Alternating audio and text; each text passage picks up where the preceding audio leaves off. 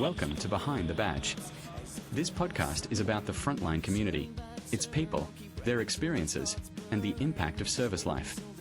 Each episode brings candid conversations around resilience, well-being, and navigating the unique challenges of high-risk roles.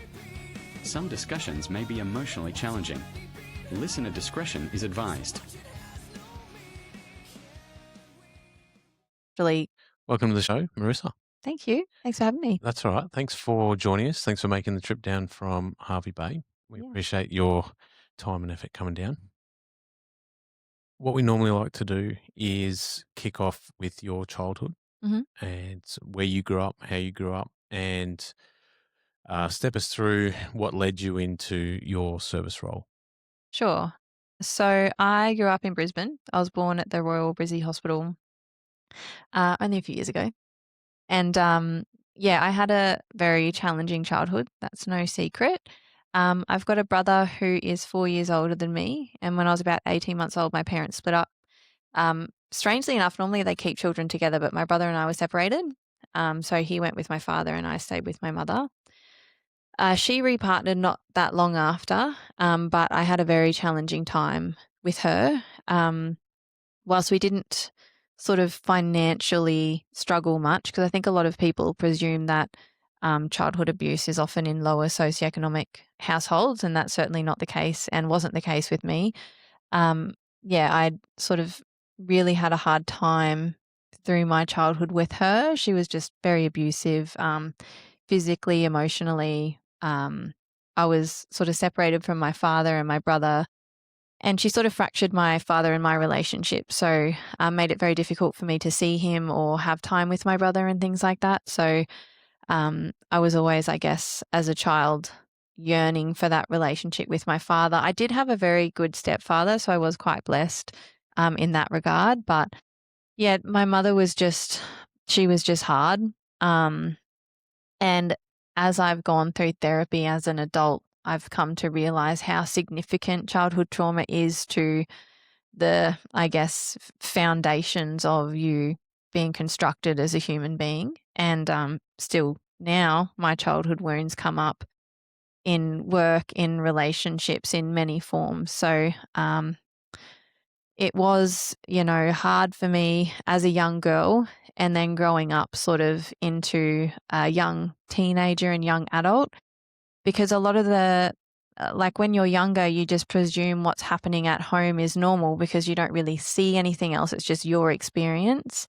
And it wasn't until I sort of became a teenager and a younger adult and started making friendships and seeing how other family dynamics worked that I started to realize that this wasn't normal. My mother, she abused alcohol. So I've sort of never really drunk much in my life. And my grandmother also, or my mother's stepmother also was an alcoholic. So I saw a lot of that throughout my childhood.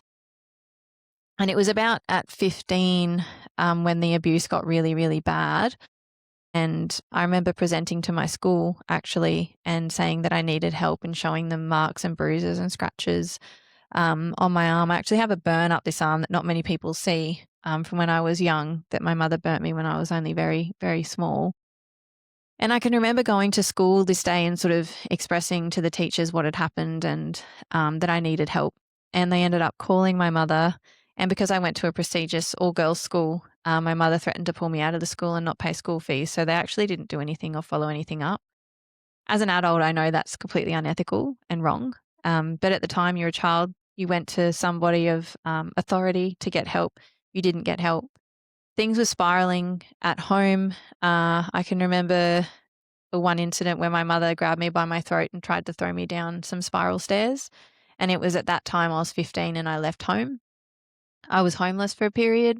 So I sort of couch surfed for a little while on friends' couches and things like that because I didn't quite feel safe to be at home. And if you can imagine that as a 15-year-old girl trying to get through high school, trying to get decent enough marks, not knowing what I wanted to do with my life, who I was, not having support of a mother. Like I've never in my life had a support of a mother. So that's definitely been a challenging thing growing up as a woman without, I guess, a strong female advocate and love in my life. And so I managed to get through high school.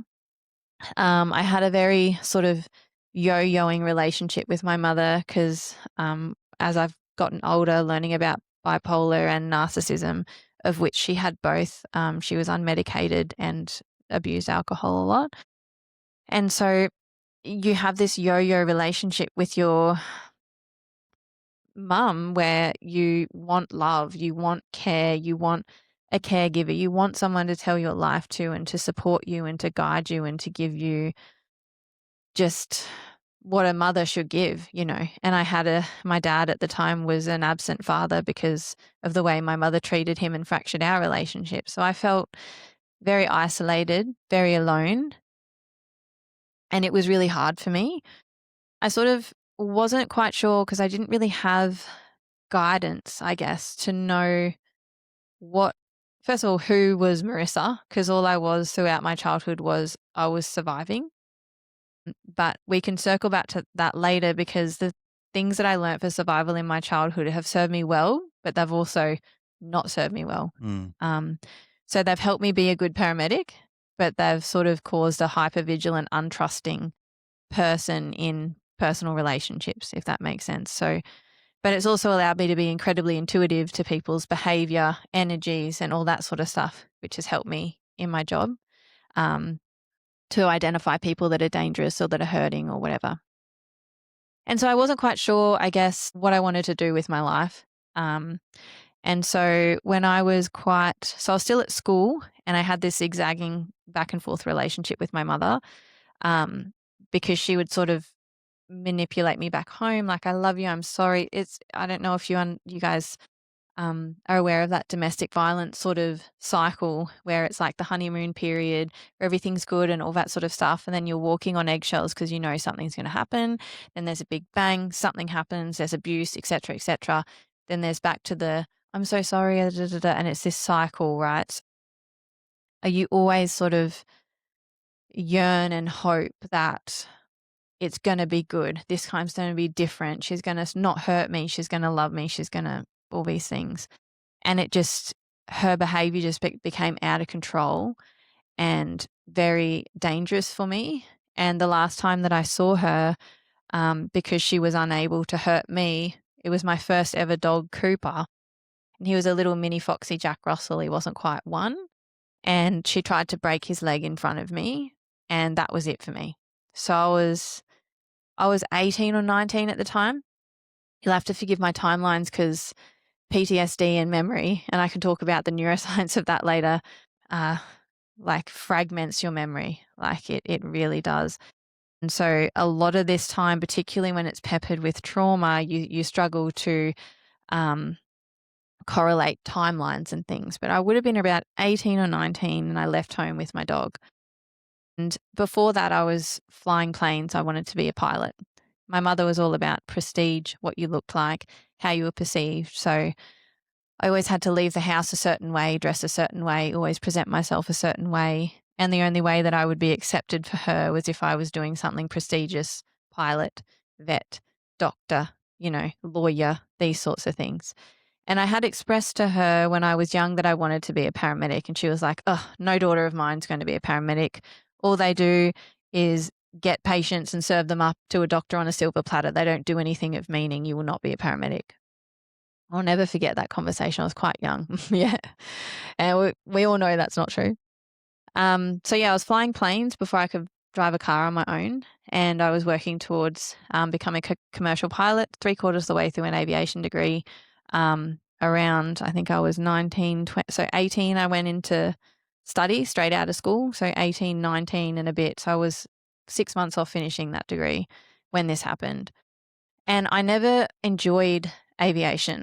It was cool flying a plane on your own, but it just didn't give me a thrill. Like I didn't connect with it. Like I was just doing it to tick a box, to get approval, to get love, which eventually I learned it would never happen, one.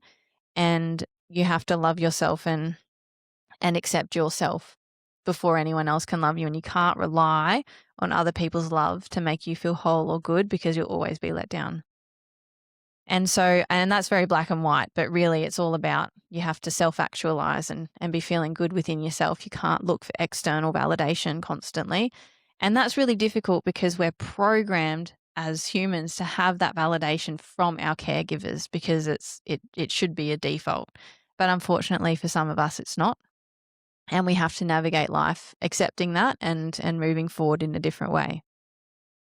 And so I remember that day, I was so poor too. Like I was this broke little uni student. I think I was working at Coles I was working at Woolworths then as just a checkout chick, you know. And anyway, I decided, you know what? Like I'm going to apply to be a paramedic. And it was funny because nothing's ever easy. That my paths have never been easy. They've never been straightforward. And so it was the first year that they'd changed paramedicine from being diploma. And so what that means is you learn on the job. So you apply to the ambulance service, do a couple of tests, and then you get in and you get paid straight away and you get educated on the job. That would have been good. No. That was scrapped and you had to do a 3-year university degree. So again, it was 3 more years of poverty. I then worked as a click and collect chick at Coles. So doing the online shopping like for people.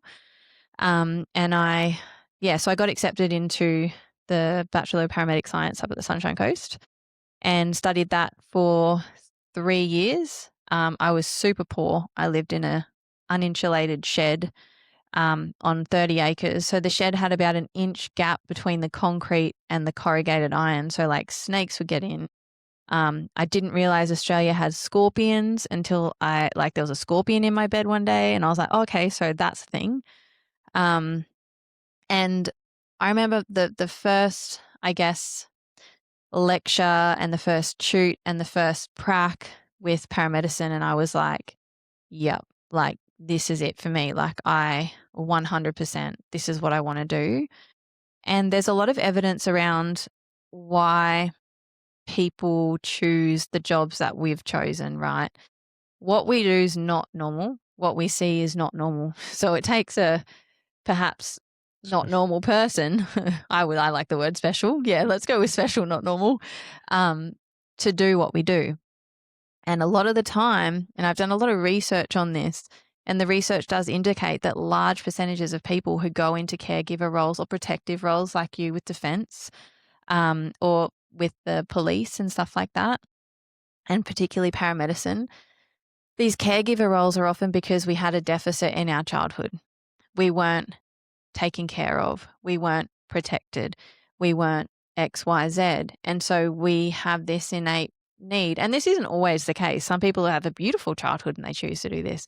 But certainly there is a lot of evidence to suggest that large percentages of us go into these roles because we want to give people what we never had. And so for me, aviation never lit me up. It never made me feel like I was making a difference. And even when I was young, I always knew that, I don't know, I just had this old soul and I just needed to give back and needed to be that person for people. And my childhood and the challenges that I faced with my mother, and like I've had to sort of, it sounds a bit strange when you think about it this way, but it gave me a lot of empowerment, was thanking her backwards. And so whilst I was a victim of relentless abuse, like physical and emotional and psychological abuse, all of that has given me skills that other people wouldn't otherwise have to be able to provide care for people in crisis in ways that can't be taught, like in these intuitive ways where I can say the things that need to be said. I can hold the space when it needs to be held. I can do the things or pick up on things that other people might not be able to do because of what I've been through. And it's actually been able to make me an incredibly good paramedic throughout my career. But like being a paramedic comes at a cost. And yeah, whilst it's incredible and nothing else compares to it, it does come at a cost. And that's a cost that I've learned like through peaks and troughs throughout my career. And unfortunately, when you do have underlying childhood trauma, your predisposition to PTSD or other mental health conditions like anxiety and depression is increased, purely because you've had that sort of those trigger points and that exposure at a very young age during the developmental stages of your brain and your cognition. And so when you've got this new trauma now, it sort of can impact on that, right? And in a way, like not worsen it, but just exacerbate, just make it more apparent than in people who perhaps haven't. Now that's a generalization. It's not like black and white. We all know mental health is a gray area, but certainly from my experience and what the research shows is that high percentages of people with some sort of childhood challenge or early life challenge will enter into these caregiving roles, protective roles. And unfortunately, we carry a greater weight than those who have come from, I guess, a more steady upbringing, right? And so that, like all of that, I guess, my childhood and those challenges and what I had been through sort of when I actually cut contact with her, I was like, okay, like I can be anything, I can do anything. And that's what I was meant to do. You said all of those experiences make us more likely to go into those roles. Do you think that was the case for you, or did you have any other influencing factors that made you go, paramedicine is it for me? Honestly, it was, no, I think that was the main driving force for me. Like I didn't have any experiences with paramedics. And I just think that I honestly can't explain. Like there was, like most people, if they were young, paramedics came and they saved a life and they're like, oh, I want to do that. Or, back then we didn't have Paramedics Australia as a show. So yeah, for me, it was purely because I want to help people because I never got help and I was hurt and I was scared and I was alone. And I don't want people to feel that way. Like I want to be able to help people who are in that position because I didn't get that. And in not getting that and then being able to provide that, it sort of soothes a wound that I had and gives me a sense of purpose. It's interesting that you say about those people more likely to step into those roles. I know that's my experience where across two different organisations now you have some of these chats around the in the breezeway around the mess room table, Mhm. and it's uncanny how many people have similar experiences growing up, Mhm. whether that's through parents or other traumas Mhm. or other adverse events growing up. It is unfortunately it is quite prevalent Mm. in my experience anyway. It's Yeah, There's a 100%. documentary getting around at the moment about Navy SEALs, and one of the comments was, "Without domestic violence, we wouldn't have a defence force." So that's a lot of what you're saying is, that's their influence to get into those roles because of what's happened. Yeah, And protective roles. It makes total sense. When yeah, you think about it, it makes absolute sense. and to me, listening to your story, firstly, sorry, but often in those situations where there is a family, separation, there's always one parent is the go-to, as in, you know what I mean? Like there's support somewhere.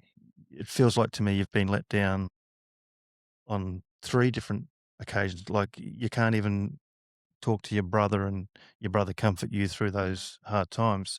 You said you didn't have that relationship with your dad Mhm. or your mum, so that must have been It was very hard, hard. very Like you've got to isolating, yeah. navigate life Alone. on your own. I had no, like, you're so right, and it was so hard. And I Yeah. think, you know, one thing that I've really seen, not just from my personal experiences through work and other personal relationships, is when families break down, there's a lot of like, weaponizing of children. And that certainly happened with my brother and I.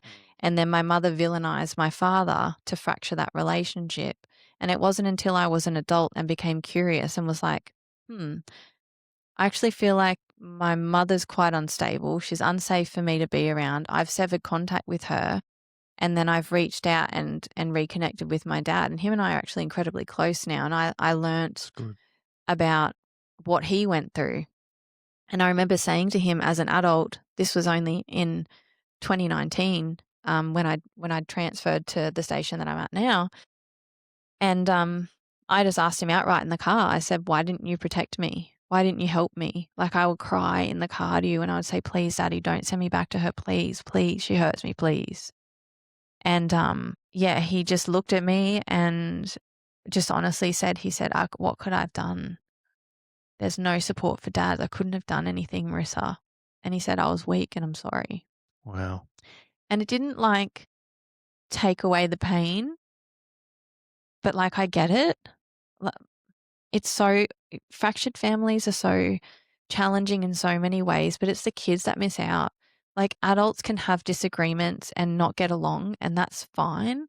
But to separate me from my brother Mm.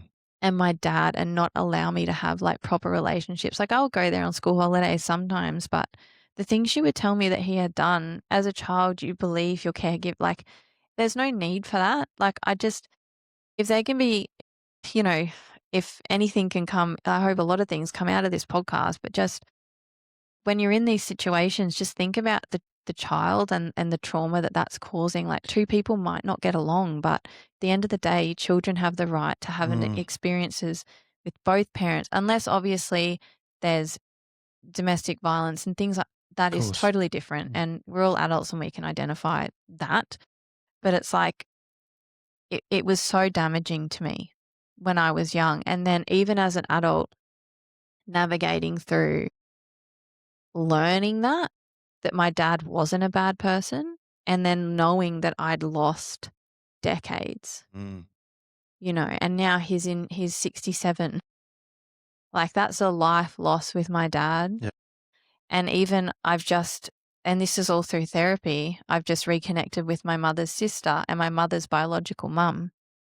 Because again, she villainized them. And it took a lot of courage for me to do that because I get scared that people will tell her things about me or she'll do this or because she's done horrible things. She's called my employers telling them I have mental health issues, trying to get me fired. She's called partners and found them and tried to ruin relationships. She's like, she went to the police and filed missing persons reports about me because I wanted nothing. I had police knocking on my door and I was like, no, like I just don't want contact with this person because she's dangerous to me. Do you think there'd be a sense of jealousy from your mum's point of view? Potentially, like I've been told that. And that's just, that's yeah, of course, who knows, what goes on in that brain. I mean, I've never had children and like children aren't like I've never wanted to have children. I'm all about animals and I've got lots of different species like, horses, cats, dogs. Scorpions. And Scorpion, he wasn't a pet. He was unwelcome. I don't even think I killed him. I think I just put him in a jar and like threw him out. I was too scared if I killed. I didn't know he was a little stinger. Anyway, but the thought of me deliberately hurting one of my animals is just unfathomable. Like I couldn't imagine. And my animals in pain is painful to me. So even just thinking about that, but then thinking if I had something that was half of me that I've created and held in my womb and birthed and raised, to then intentionally hurt that is just out of this world to me. Like I just will never understand it. I went through something similar in my childhood and with my mother, and to be honest, I don't have any contact with her either anymore. And the only thing I can put it down to, because I've got kids now as well, and I think exactly the same thing. I think how could you do this to your children? And the only thing that I can sort of come to is that, that is the depths of their mental troubles or Their whatever. suffering. Yeah, something like that. That has to be extreme for them to be able to do that to their own offspring. Yeah. And it's history too. Like that happened to her. Yep. So it's repeated behavior. But again, that happened to me. And if I had a child, I wouldn't do it. It stops with me. Yep. I have the capacity to understand that no, like that's wrong and that's not acceptable. And my brother has children now and he's like such a good dad. He's a beautiful dad. I've got 2 little nephews. Nice. And even them like could not imagine, and so innocent. So innocent, So and I was, Yeah, you have a forming relationship with your brother like that? Yeah, so we all reconnected. It was actually quite a sad story, but because I cut complete contact with everyone because I just didn't trust anyone after what my mother did. And then she was still getting information about me and I was in hiding and which is not a nice way to be, like just being scared that she'll find you. Like I was too scared to have social media, all this sort of stuff. And it was my father's dad who passed away. And my brother was just desperately trying to get in contact with me, desperately. And it was different this time. Like he'd never tried. And I was like, something must be wrong. And so I sort of gave the person who was trying to get us in contact with each other my information, and he got in touch with me and said Grandpa had died. And Dad's father lived on the Gold Coast, which is where I was living, and my brother was currently on the Gold Coast, and I was actually on shift. And I said to my supervisor, we've just had a death in the family. Can I go out of service? And they were like, yep, absolutely, of course. Took the ambulance, went to the hotel my brother was staying at. We hadn't seen each other in like a decade, at least, it felt like. And yeah, we saw each other again for the first time then. And I met his wife, who I'd never met.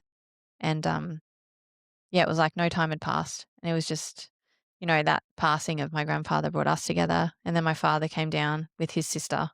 And then I had them all over for dinner. And that was sort of the start of us, yeah, I guess, reconnecting. And I moved to Harvey Bay a few months later because I was intending on moving to America, which is a whole other story, because I'd married an American man and was immigrating. And so I thought I'll spend my last time in Harvey Bay with my family before I leave.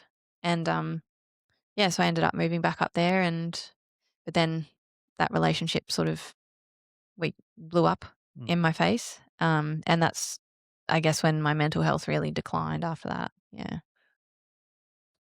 Before we get to that part, let's Mhm. circle back to the Sunshine Coast Uni. Mhm. So you've finished your uni degree. What does stepping into paramedicine look like after that? Is it a guaranteed thing, or are you fighting Yeah. for jobs? Good question. So it's pretty grueling, even the course itself, when I went through, plus because I was so new, they were still figuring it out too. So we were like a guinea pig group, which was in itself quite hard. I loved it. I found the course really challenging. So 3 years, you had like in-person shoots where you do OSCEs, which are where, you've got mannequins on the ground, you get scenarios and you have to manage them and stuff like that. And then you've got placements that you get placed all over the state. And my placements were in Gympie, Nambour and Karoi. And my first one was in Gympie for 8 weeks, and that was very interesting. We had a lot of interesting jobs up there. And I think it's when you go on your first placement, it's like a baptism of fire. Like you'll know if you can do the job after your first placement. And in my first placement, I had like an attempted murder, like stabbing, and I'd never seen so much blood in my life. There was blood. It literally looked like someone had painted the room red. Like it was horrendous. And I was like, all right, I think if I can handle this, I'm pretty set. So that was sort of a baptism of fire. And then you'd get through all that. The OSCEs were hard. Like they were very challenging. It felt like at the time, a lot of the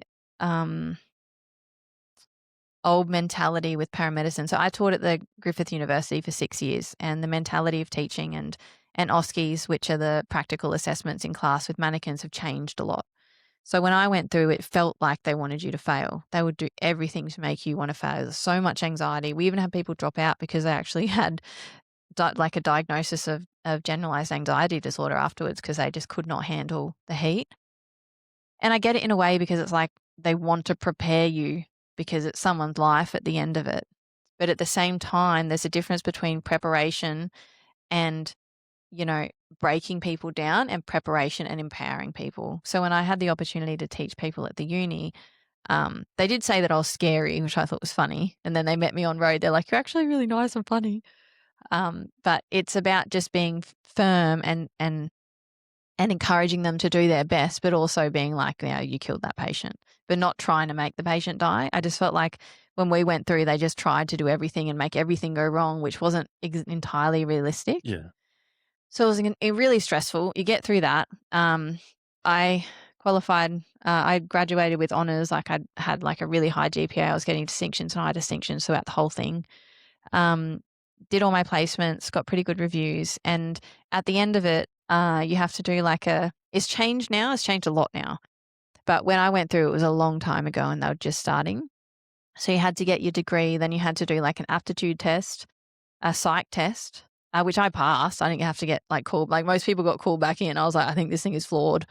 But I didn't know what seldom meant. So I think maybe I was answering seldom the wrong way and that's what got me through. I don't know because I didn't understand what that word meant at the time. But so you had to go through a psych test and then you pretty much had to tick like where you wanted to go. And I didn't care. I was like, I will literally go anywhere as long as I can get a job. And so I got posted in Mount Isa, which is like the furthest northwest that you could possibly go. Like you're closer to the Northern Territory than you are to any other Queensland town. I literally went to the Northern Territory border and it was like not that far away. The closest town to drive to was Townsville, so I'd like go to Townsville for weekends. But you'd have all these people who had graduated getting posted in metro areas, and you're a little bit salty because you're like, man, I thought there were no jobs and I had to go out here. But anyway, and they're going on all these amazing holidays. But a flight from Mount Isa to Brisbane was the same as a flight from Brisbane to literally anywhere in the world because they're like thousands of dollars to get in and out because it's a mining town. So they're like, we're just after prices. There's one airport and you can't drive anywhere, Anyway, it was really good experience. Again, it was a baptism of fire, very limited resources, very different clientele, challenging clientele, hot conditions, very long distances, minimal radio coverage, had to use sat phones, had to understand like how to do like GPS coordinates and stuff. And I'll never forget my first job was I'd rocked up to work on my first ever day, was never taught how to like sign in, sign out drugs. Went and asked one of the paramedics there if they could help me and they got pretty miffed because they were like, oh, we've got to help this. And I'm like, I never got taught this. Like, please help me. I don't know what I'm doing. It's scary. You have to sign out morphine. I don't know the drug code. So anyway, I got the drugs out and I was on my own. No one had turned up to work with me. First day, like, have no idea what I'm doing. Like, yeah, I've been to uni for 3 years, but what people need to remember is university is just your ticket to learn. It's your ticket to get on a truck. You don't know shit. Like, you don't know anything. And I probably should have asked, can I swear on this podcast? Absolutely. Okay, great, because I do swear.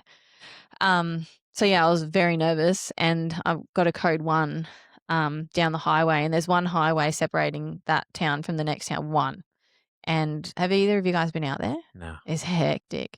And there's these big like red sand kind of walls and the highway in between. And kind of looks like you're on an alien planet at times because it's just red dirt and nothing.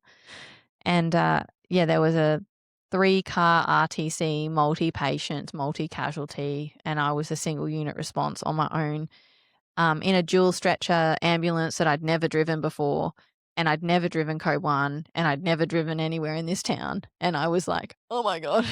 Sorry, was that your first shift? My first shift. You're on your own. Oh yeah. And they go, you'll never be on your own. You'll never. Well, I was on my own and I was just like, yep, of course, because my life can never be easy, can it? So anyway, I was just in the ambulance about to leave. I was just like sweating and scared. And then I remember a paramedic came in and I was just like, thank God. And he was with me and I was like, oh, can you drive?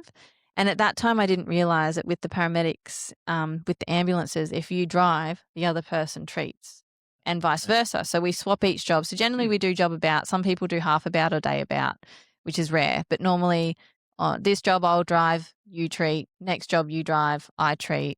And then there's some like, if it's a non-transport, you have to do another one, or if it's a transfer, you have to do another one, these little things. And so I didn't realize that because he was driving, I had to treat. And we got there and he was like, all right. And I was like, huh? And they were like a dude entrapped over here with a dog. And I was like, oh my God, is the dog okay? He's like, fuck the dog. I'm like, no, is the dog okay? Let's get the dog out. So this guy's entrapped. He's all messed up. There's 3 people over here. Like the car had like flipped with the caravan, which had flipped and smashed into this red wall. The highway's completely occluded either side because it's the only way through. We were trying to get you guys, like the fireys out. We were trying to get another crew, but they couldn't get through. I remember someone then called in the line of people like with chest pain. And I'm pretty sure they ended up having a STEMI, like a heart attack in the line. So the person coming from the other town had to go to them and treat them. So we're here alone. And we're having to we've got this dual stretcher ambulance. So we put the 2 people over there. They're like sort of green, like they're not too bad. Got numbers off them. And then this guy's like super critical.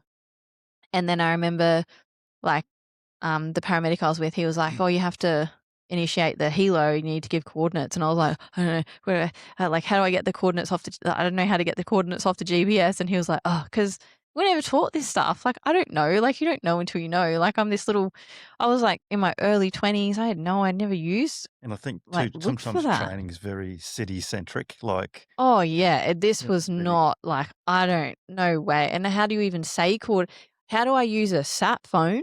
Like, I don't know. I've never seen this big thing and they don't even work, and the wire thing, and you got to bend it or something to the sky. And I was like, well, anyway. So we managed somehow, I don't even know. I think we managed to get the helo tasked. And I remember the helo. So this is my first day, first shift, obviously baptism of fire again. And we got the helo task, and because Mount Isa is like super dry, rocks, dust, everything like that. And I just remember, and I always tell my students, when a helo comes, don't look at it directly and close your mouth. Because I was just like, and I was looking, I was just like, oh my God. And this like helo's coming out, I was like, dust and rocks. And we'd stabilized this dude the best we could, but we didn't want to get him out until they had come, because he was a critical care flight paramedic on the helo, and he has a lot more skills than us. And this guy was like kind of crushed, and we didn't know sort of the outcome of pulling him out. So we'd stabilized him in there, and then he came, and he's actually a good friend of mine now. And I just remember him landing, and he's in his flight suit, and there's just always like a movie, like slow motion, all this dust and like rocks. And I'm just like, my mouth's open, just looking, and he's just walking over, and then he takes his helmet off and he's like, oh, what do you need? And I was just like, yeah, I'm in the right job. Like, this is epic. Tom Cruise. Yeah, it was literally like a movie. And I was just like, that is cool. So, and you do get these like epic moments in the job that they're unmatched. Like, you couldn't do it anywhere else. Like, it was incredible. So to answer your question in a very roundabout way, it was very competitive to get a job out. It's even more competitive now. I was lucky, I guess, because I said I would literally go anywhere and uprooted my life, and I was happy to go there. There are heaps of challenges when you go out like rural, like, there's not many people there. Your friends are nowhere near. And I think the first year of the job fundamentally changes you as a human being. So even just navigating that, again, no parents, no support, no nothing like that. I was in a pretty dysfunctional relationship at that time as well. So that was also challenging. I didn't want to be at home.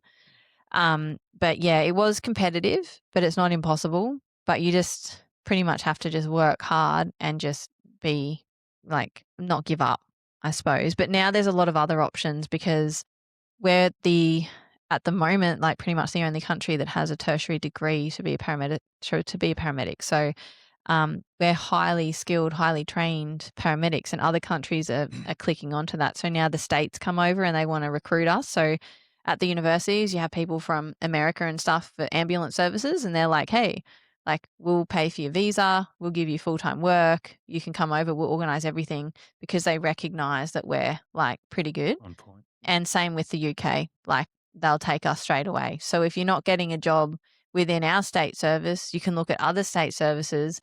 But what I wish I had done, I wish I'd gone over to the UK, and America wasn't a thing then.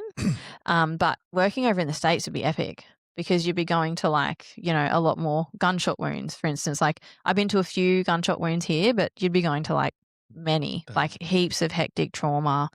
You'd also be given the opportunity to become a firefighter as well. Yeah, exactly. Or you could like work on the trucks with the firefighters too. So there's a lot of, I guess, fluid movement over there, a lot of cool experiences and I would encourage most young paramedics to like give that a go, because the state service will always be here. But when you're young and if you're able to have amazing life experiences, why not get your visa paid for and go overseas and have like an amazing time? Because if you're in the UK, you can travel all over Europe. Everywhere, yeah. And then in the States, like, but going over to America is like going to heaps of different countries in one. Like, it is so cool over there. Like, it's amazing. You don't get paid as well, but you make it work. I think you live to your means at Yeah. any time of your life, right? So And like you said, if you're new in the job, it's probably the prime time to do it. 100%. And like the experience you would get and the exposure you would get over there in a short amount of time compared to here. But again, there's the flip side of the coin. You'd be seeing a lot of trauma. So you'd be dealing with a lot of Yeah. traumatic things. So as much as your first 5 years, even I would say your first 3 years are like, yeah, yeah, yeah. And then it's like, oh, and things can start to compact, decline, and all that sort of stuff. It's a job that kind of, I liken it to a domestic violence relationship again, because it lures you in the honeymoon, like, oh, you saved a life and it's so amazing, and no other job compares to saving a life. You guys would know. You guys would have been there when lives have been saved, and it's epic. Like, nothing compares to that. And you know that you've been pivotal and central to that person's life. Like, you have made a difference, and not many jobs give you that, right? And so it's addictive. So that's the honeymoon period, right? And then you kind of get the walking on eggshells where you're just going to, some things that you don't really think need an ambulance, or you're getting abused, or you're getting this, or you're getting that, or you're having some challenges with management or whatever, and Then something big happens. So let's say you get assaulted, or you have a job that really impacts you, or a person that impacts you, or something. And then you're like, you're really low and you can't.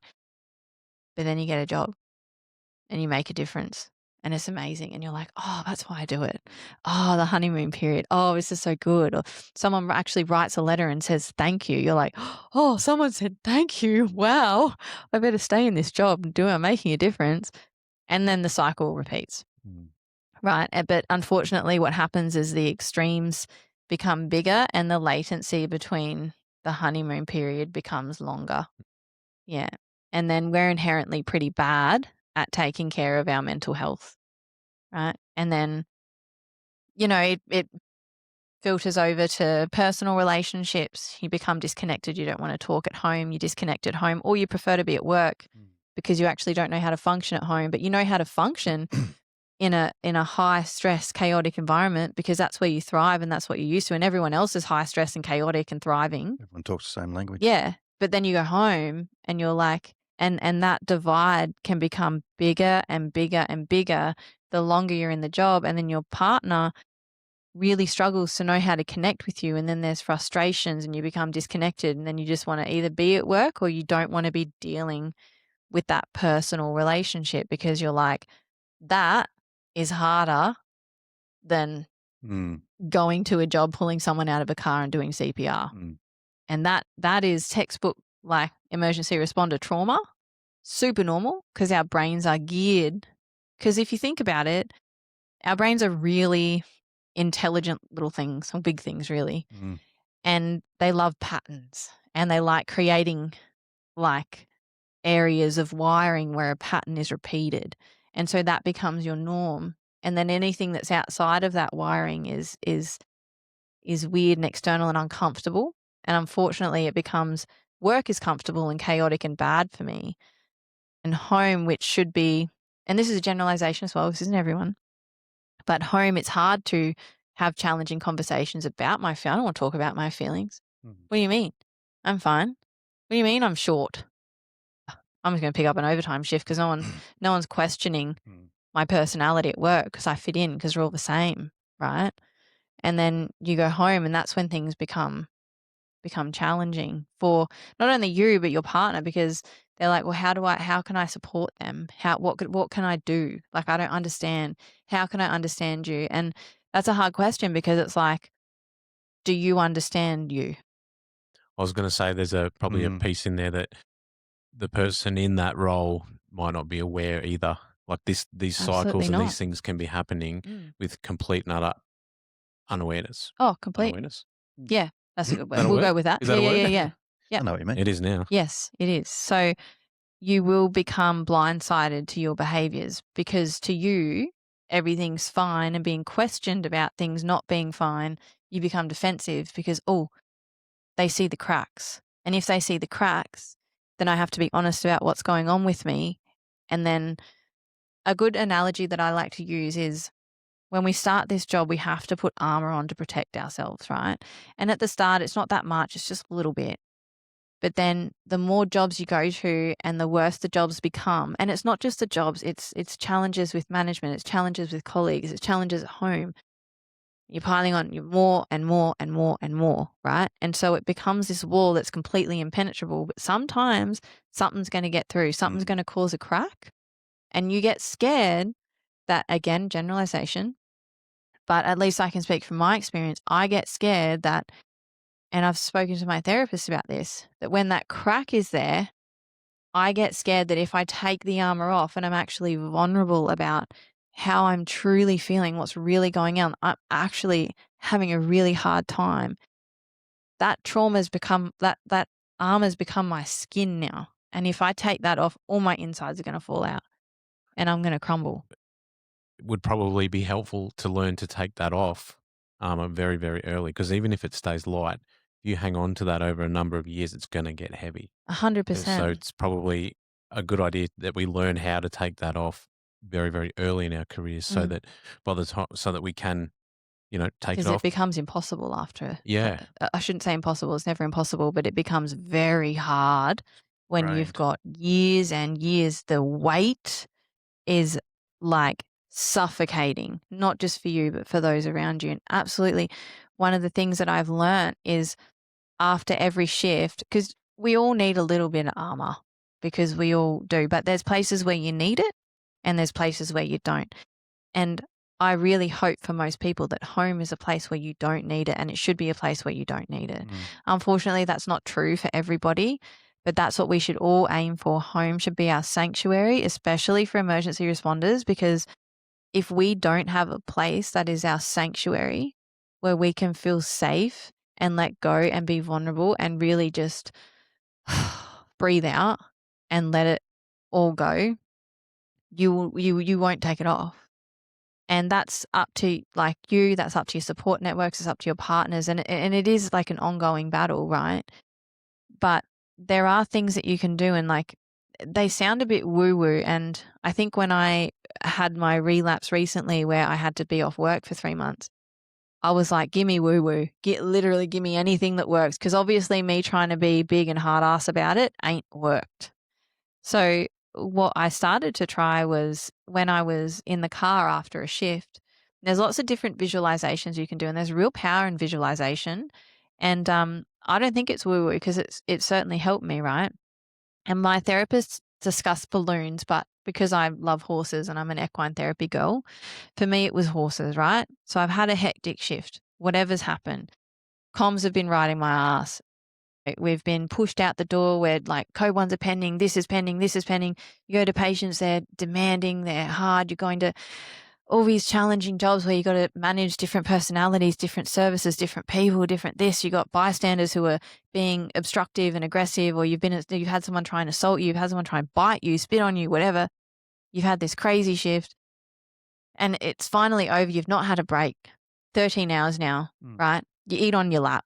A break is literally when your partner's doing paperwork and you can heat your food up in the microwave. That's a break for us. And so you've had this wild day and you're sitting in your car. Instead of just going straight home and holding that and like taking that home with you, which obviously your partner or whoever's home, I lived alone for a long time. So navigating a relationship's been challenging for me because I was single for 5 years. So now I have to be accountable for my behavior when I get home, because I'm not always, like I'm only human, and I have shifts where I'm just like, don't speak to me. Because I used to come home to animals that didn't speak. They had no expectations. I could just come home and sit. That's not the case anymore. So, and that's not the case for a lot of people. So it's like you have to manage where you are at work, how you leave work, and how you come home. And it's almost like a really good thing as well is take your boots off when you get home, because that's a symbolic thing. You take your boots off, you're leaving what you walked that day behind you. But what I like to do is after a shift, I sit in my car, and like 5 to 10 minutes is not a long time. And the amount of benefit that this has given me is huge. And I sit in my car, and so I really like classical music. Classical music actually has a lot of neurological benefits for trauma because of the sound waves and how they interact with the brain, and they actually calm you. So classical music, amazing. And I just sit there, put some classical music on, and I just close my eyes and I just visualize that I've got all these horses, right? And I'm just holding these horses by their halters, like by the lead ropes. And I've got all these horses, right? And each horse represents the trauma of the day, like the hard patient, the traumatic thing, the crying wife of the husband who's passed, the management, the comms, the this, the that. And I'm holding these horses and I'm acknowledging them. I'm like, yep, they exist. They were there. That was my day. That's what I had to endure today. And that's okay. I did my best. And now it's time to let it go. And I just let it go and the horses run off. And I just visualize them running away and I just sit there and you just try and let the day just leave the best that you can, right? And every time I do, like even doing that just right now, it's just like, oh. Calming effect. And then you go home, but you're in a totally different mindset. Because if you go home all worked up from the day and you take that home into your house, your partner's going to pick up on it because you're energetically attuned to each other, right? And especially women, like you men have no chance of hiding emotion from us. We know. And as much as you'll say there's nothing wrong, we know. And it's the same for men. I'm sure that you know when something's wrong with your wife. But it's made a huge difference doing that. Like even just compartmentalizing work to home and then, taking the boots off. I don't always take the boots off. Sometimes I forget.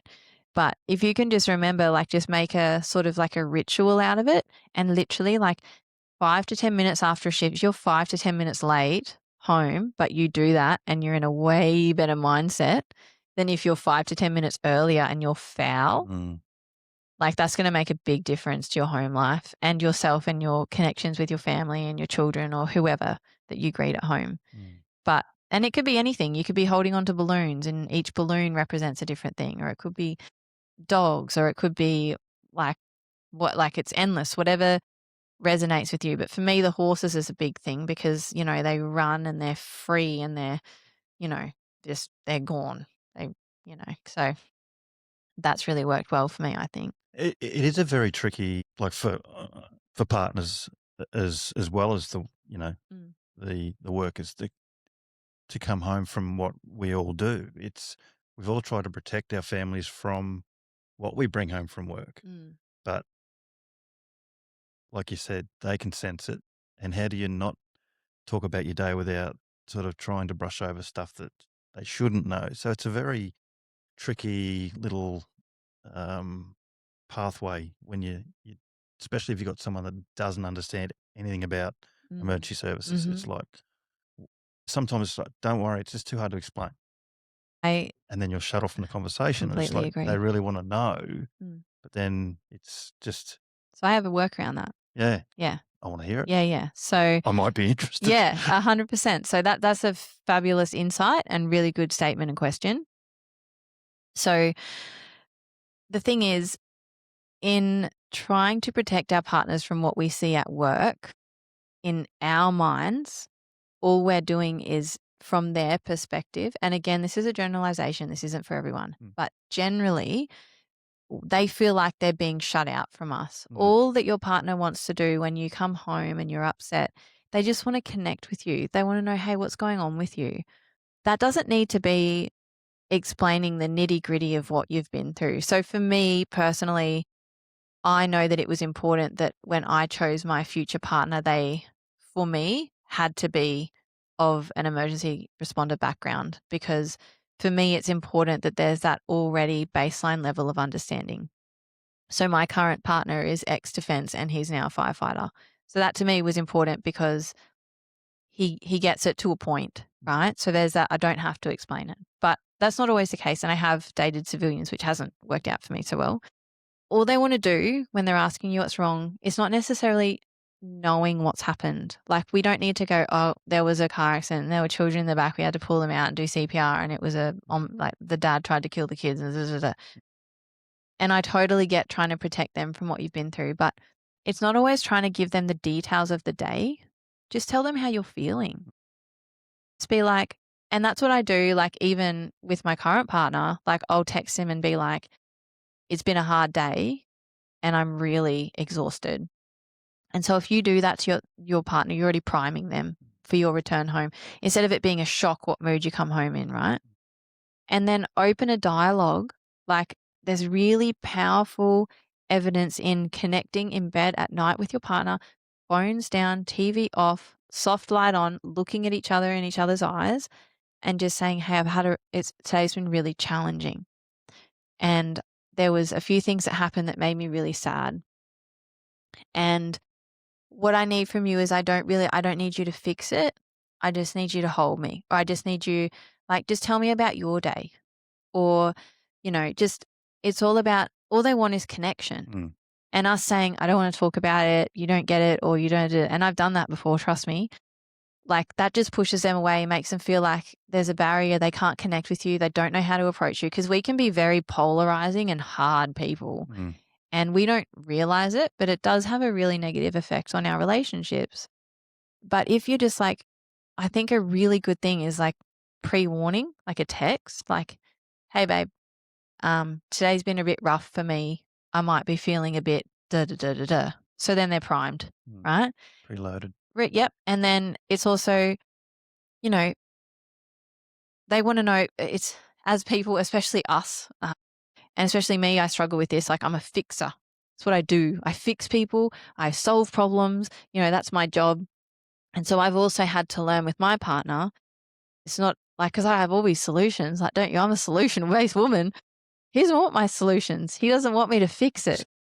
No, he just, It's hard because that must have been a really hard day, babe. by nature, that's our job. It's all of our job. That's Yep. That's what we do. We go and find solutions to problems. Mm-hmm.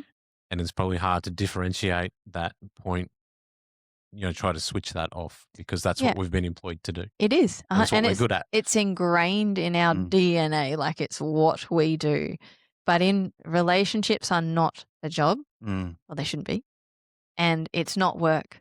So it's as much as you've got the solutions going on in your head, especially I'm just babe, I just need you to just cuddle me or just hold me or just tell me about your day. What was the best part of your day? Or, tell me something funny. You guys have kids? Yeah, tell me something funny the kids did today. Or, but also open up. Don't say you're fine because we know you're not fine. That's a huge issue. And then that causes issues because they're what's wrong? What's wrong? And then them asking you what's wrong then becomes an issue because they're well, you're pushing me. I don't want to talk about it. Da, da, da.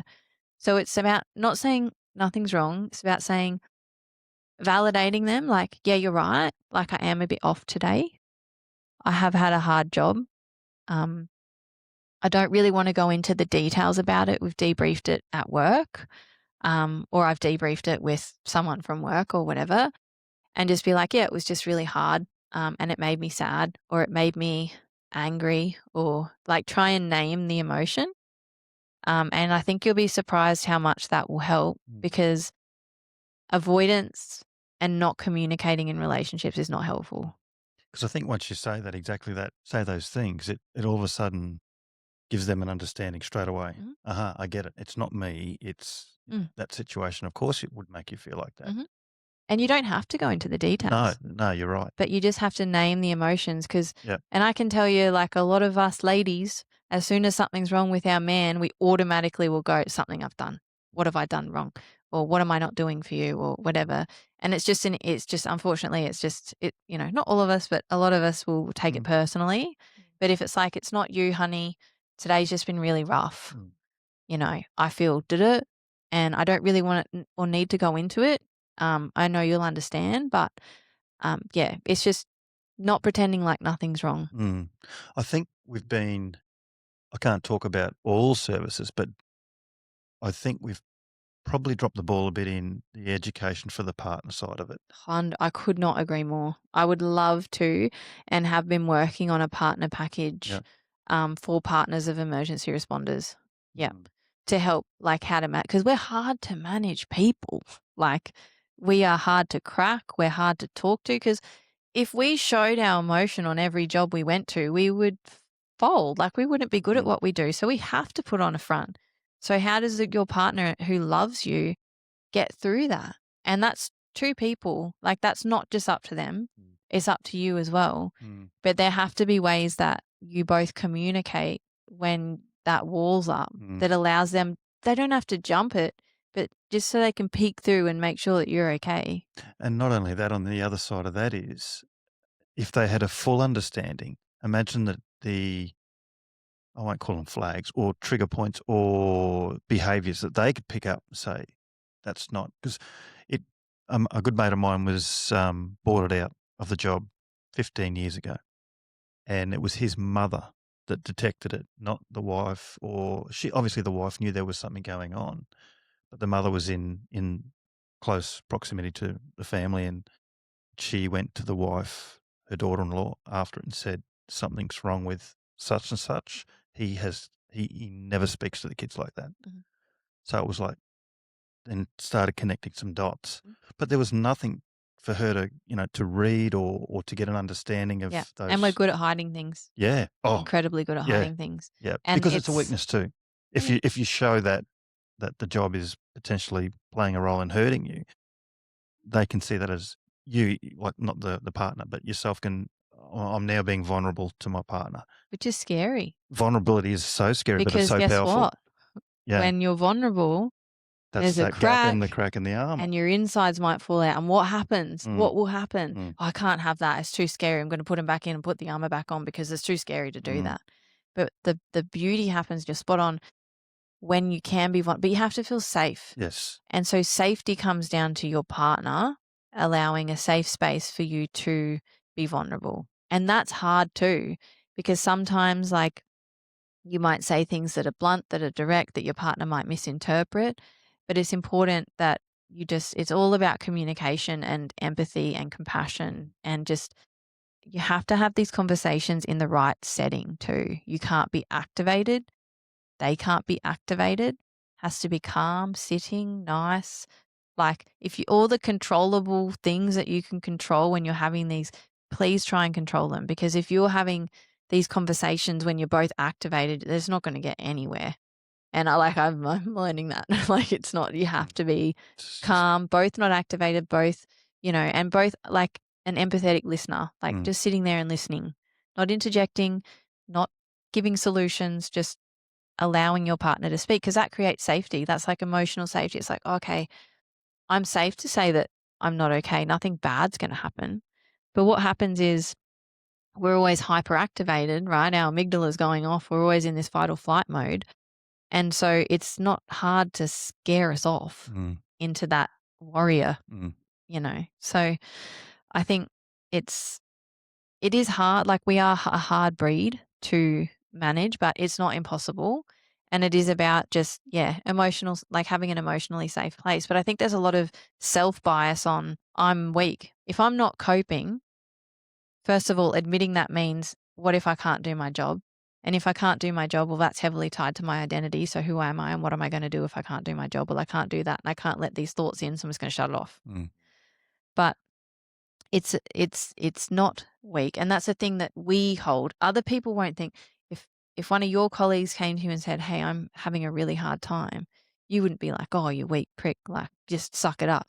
That would never, if that happened, like I couldn't imagine anyone who I know in any service at any age who would say that. And so that's something that we hold. That's a self-bias that we hold, that it's weak, that we're going to be judged. And it's just not true. But it is so scary letting people in, because when I was at my lowest point, no one knew, because I held that. It was the biggest secret that I ever had, and no one could know. Because if someone knew, then they would stop me from doing what I wanted to do, and I couldn't let anyone know. And that's an incredibly dangerous place to be. And they're the most high-risk individuals, is when you don't know. So when someone's reaching out to you, that's a cry for help. Like they're asking, please help me. I'm scared. I need help. I'm vulnerable, but I'm scared to be vulnerable. Please hold a safe space for me. And then you do that just a little bit. And it's even just checking in on your colleagues. Like I had a few colleagues recently that have been in the job a long time, and their reactions in jobs, similar to what you said about that man's mother picking up. Like I was like, oh, like that's, and went in a private place when it was just us, and I had a shift with this person and we're in an ambulance. I was like, hey, like, you okay? I just wanted to check in, because I've just noticed that, you've not been yourself at work. You're a bit reactive on that job, and like I've been there, and like how you going?"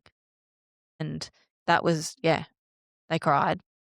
And this was a guy, and I just held space for him, and I was like, "It's okay."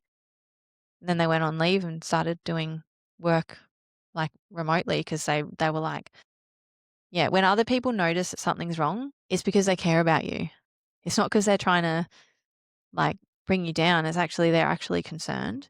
And when people actually say like make comment to it, like is pretty far down the track. You know what I mean? Like you've gone far enough down the track where people are noticing to a point where they feel like they have to say something, and that to you should be an indicator in itself.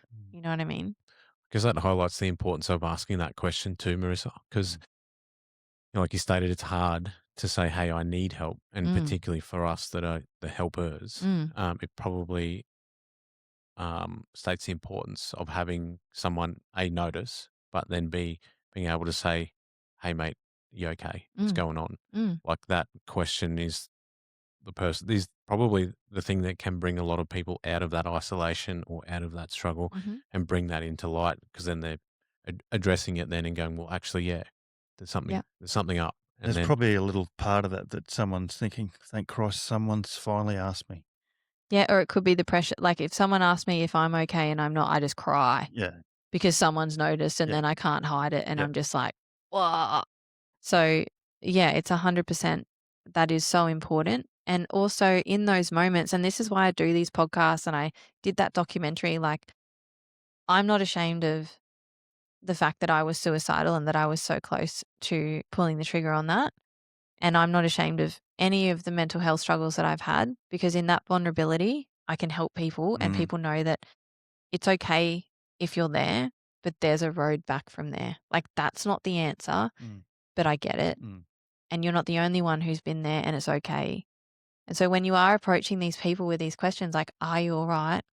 What's going on? Just be like, and open up with your vulnerabilities, because that creates emotional safety. If you feel safe to do so, obviously, but having that shared vulnerability creates safety for someone to feel like they can trust you, because the feelings of depression, anxiety, PTSD, and suicidality are the biggest secrets that emergency responders hold.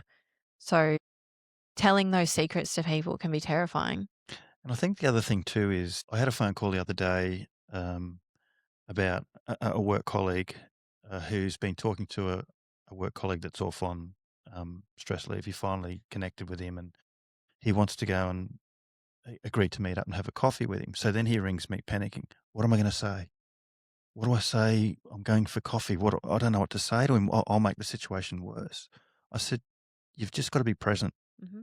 and probably listen more than Empathetic he just wants to listening. talk Yep. and just listen. Yep. So there is that. There's a fear of I'm going to make things worse. So I'm probably better off not to say anything. He looks down or she looks down at the moment, but if I go and say something and they open up to me, I don't know where to go after that. So there's that. But imagine on the flip side, imagine if you didn't say something and something Exactly. happened. Exactly. That's what you've got to think in those Exactly. moments. Yeah. Yeah. And an example of not knowing what to say, and this is a very intimate and personal story of mine, is when I was going through my marriage termination. Um, I have a girlfriend who's one of my closest friends. Her name's Chantel. And I was so low. Like I'd never been so low ever. And I just cried all the time. And she is so beautiful that she would just come over to my house and she would just sit on my bed and tickle my back while I cried. She didn't speak. I didn't have to speak. And the amount that soothed me in that moment, and that kindness, and that like she didn't have to do any, she just had to be there. Sometimes it's just being there. Sometimes it's not even talking, and that's why equine therapy is powerful, because sometimes you don't even have to talk with your clients. Like they're just present with the horse, and that's enough. Because it's just, you just sometimes with these heavy emotions, you can't run from them. Like they're there and you have to face them. The only way out is through. I'm sure you've heard that. The only way out is through. You have to live these emotions. You have to feel them. Pushing them down does nothing but build them up until it gets to a point where you erupt, right? And that can come out in many different forms. But it's just, you have to feel it. And it's shit. It's hard. But on the other side of that, it's beautiful because you've allowed yourself, you're like, I'm actually allowed to feel sad now, or all the things that I've seen over the years. Yeah, it's not normal. It's not normal, the stuff we go to. And we need to stop normalizing it. Like, it's okay to be struggling after that job. And even if it's a job that makes no sense to you, it's not necessarily that job specifically, it's the thousands that have preceded it. But that was just the last straw for you.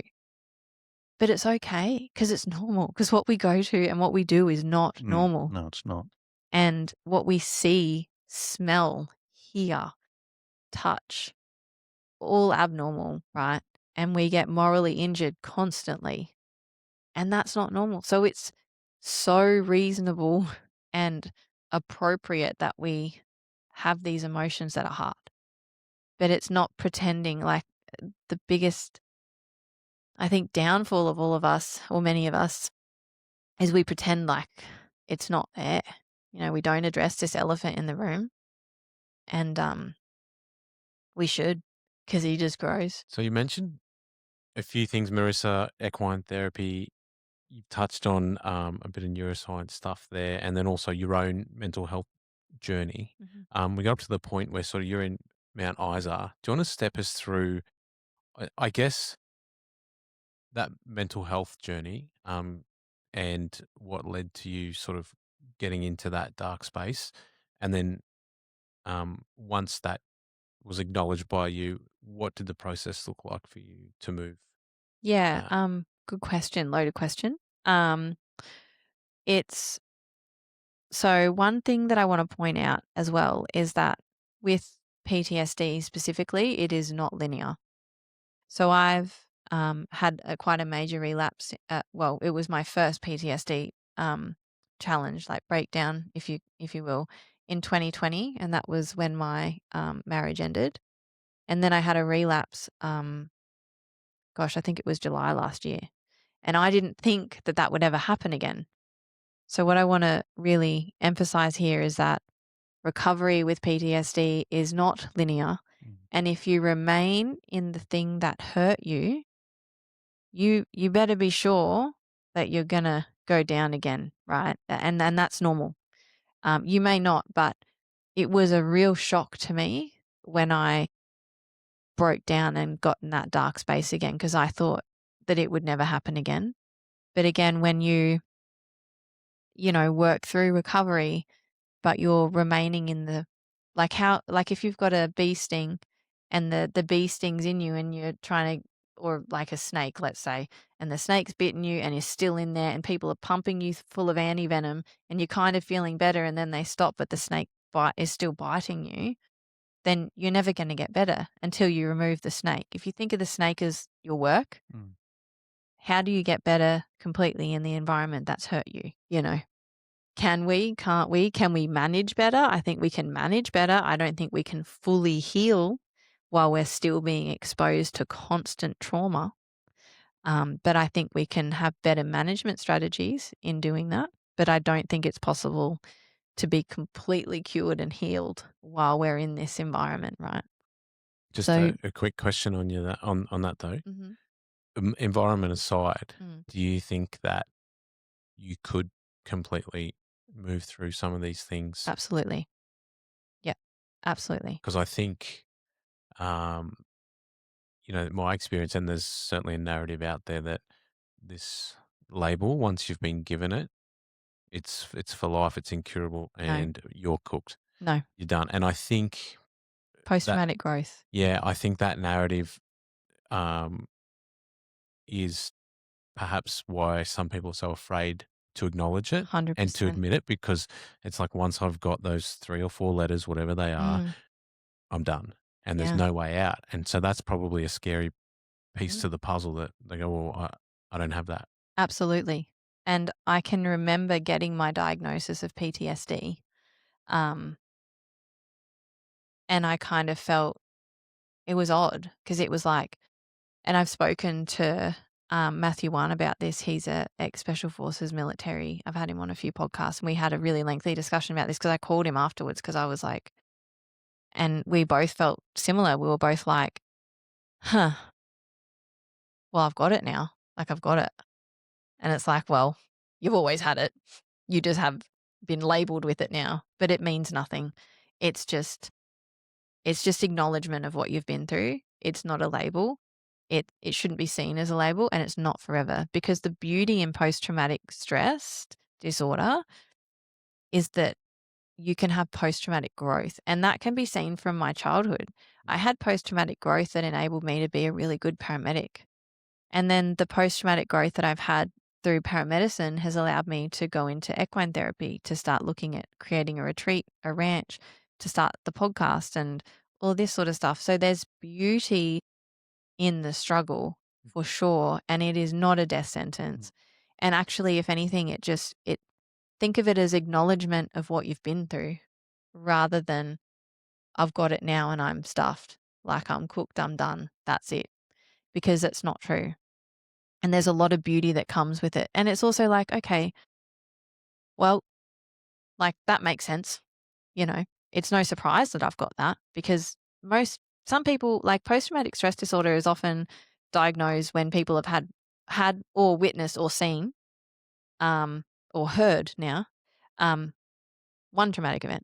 How many traumatic events will we go into a day, a week, a year, 10 years, 30 years, right? No surprise. No surprise. I think the thought that it is a permanent disability is not accurate. I think it's outdated. I think that there is post-traumatic growth and there is healing and there is the capacity to get better whilst in service, but it's even more, it's exponentially greater when you've left the service, because if you think you've taken the stinger out, so then healing can really be put into full throttle. But while we're in service, we can still work at healing and being better and having better strategies, but the trauma's still coming in. At least when you're out, there's no trauma coming in, and you can just work on the trauma that's been, not the new trauma that's coming, right? But that's not always, like, we're not always, we have families, we have things that we need to pay for, we have this, we have that, this is income, this is that, this is this. But then there's the argument of, well, what's worth more? Like my mental health, this job, it's a government job, it's good money, it's secure, it's this, it's that. I know, it's the lay with the devil, I've been in for long enough. What else am I going to do? I'm a paramedic. I tried corporate world and I got frustrated because I was like, these menial tasks mean nothing to me and no one's going to die at the end of it. So I have no motivation to get this job done, because why would I? And it wasn't exciting and it wasn't this and it wasn't that. But then It's purpose. it's purpose. But then These jobs give you it comes ready made with a whole bunch of purpose. yes, And you need to find a different sense of purpose in a different capacity if you're going to step away. Yeah, and I think it's important that we look at these careers as stepping stones, not careers now, from a mental health perspective. And yeah, it's about, and there's so much out there that we can do. We have incredible skills that are transferable, right? And we forget about that. And yes, it'll be different, but it'll be better for your mental health, for your relationships, for your family. And these are things that we just need to consider. I'm not telling everyone up and leave. It's just be aware of the impact that this job has on you, because it is real. And then also be thinking about, stepping stones to get out at some point. Because I don't think now it's sustainable with the workload, particularly for my people, to do this until retirement age. Like, no way. No way.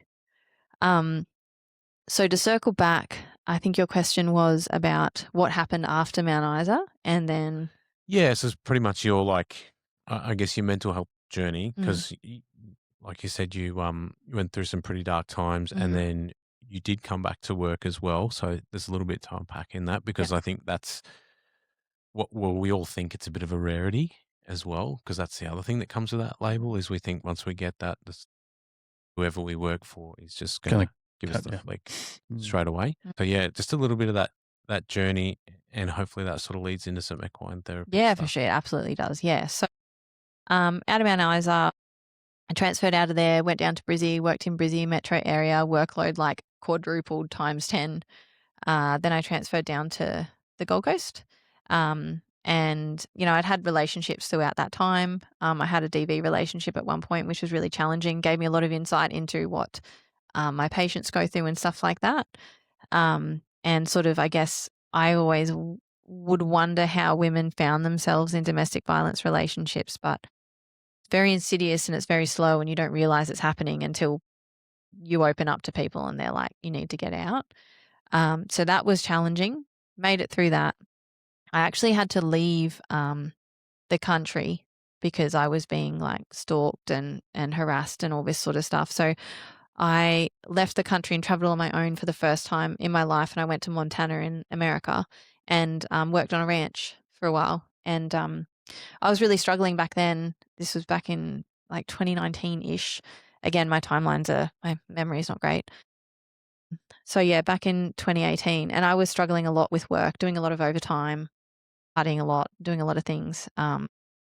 Maladaptive coping mechanisms to not think about the trauma that I was enduring, trying to manage ending that relationship, which was incredibly volatile and frightening.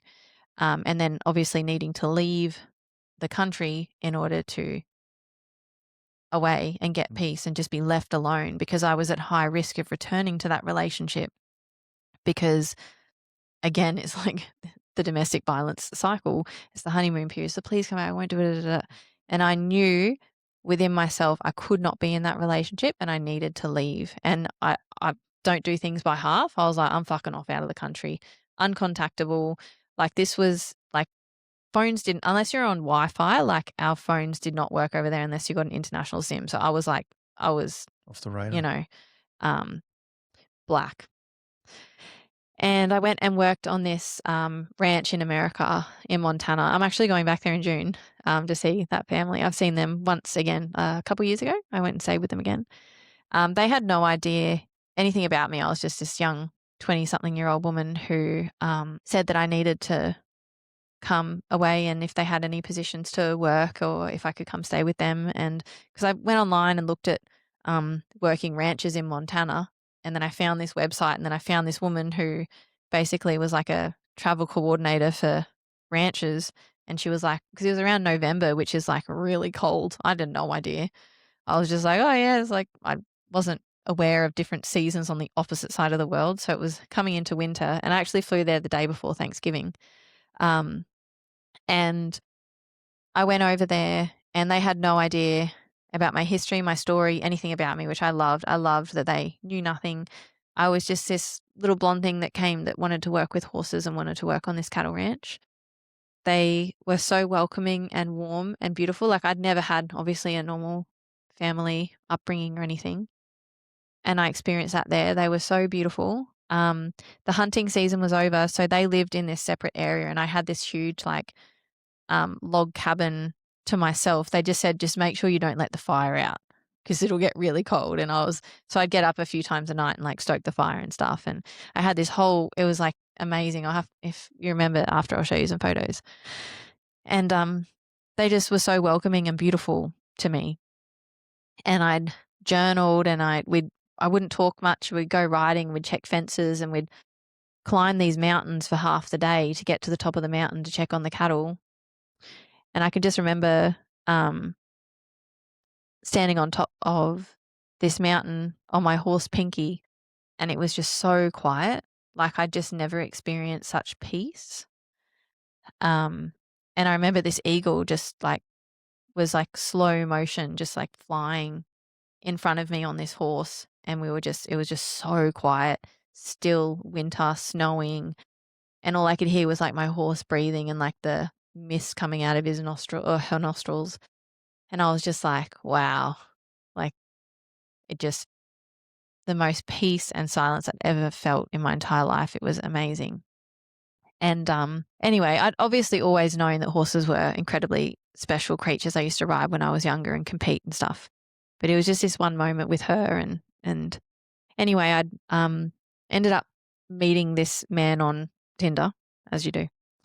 And I flew back home after working on the ranch for a while, and then him and I developed a relationship over the course of time, like a few months, and we'd FaceTime every day and get to know each other and all this sort of stuff.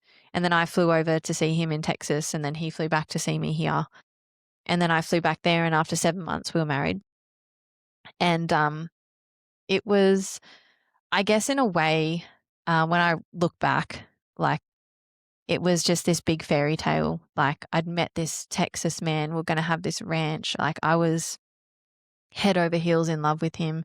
He was an ex-police officer with like a SWAT team. And I was like, oh, he'll get me. He'd retired, like not retired, but he'd left. And he told me he'd left because he wanted to have a career that didn't impact his PTSD and would have better hours and stuff like that. I later found out that wasn't true. He actually basically had to leave the police force for behaviors that he had done, like aggressive behaviors in the police force. I found that out later. But anyway, I was sort of head over heels in love, and he was like, we'll build this beautiful life together. We'll have a ranch, and you don't have to be a paramedic anymore. You can come over here. We'll start a ranch. We'll start our life together. And I had all this hope, right? Like, I was like, okay, I won't have to be a paramedic anymore. I wasn't partying anymore. I was just working towards moving over there. I'd sold all my furniture. Every time I'd go over there, I would take my clothes over there. So all I had left was one suitcase back in Australia. We ended up getting married, and I was there for a few months with him before flying home. It was during this time, I guess, I was with him and I'd met up with my family again and relocated to be with them before I was going to leave. And it was before I'd relocated, and I was on the Gold Coast and had flown over. We'd just gotten married, and it was a week after we'd gotten married that I found out that he'd been unfaithful. It was our entire relationship, essentially, the entire time we were together. Multiple women, like lost count, couldn't tell you. I was like broken. I can talk about it without much emotion now because I've done a lot of therapy around it. And spoken about it a lot, obviously, because I used to be quite ashamed, but it's just part of me and it's part of my story. And it was hard, you know, you marry someone after 7 months and you head over heels in love, you think you're going to have this life.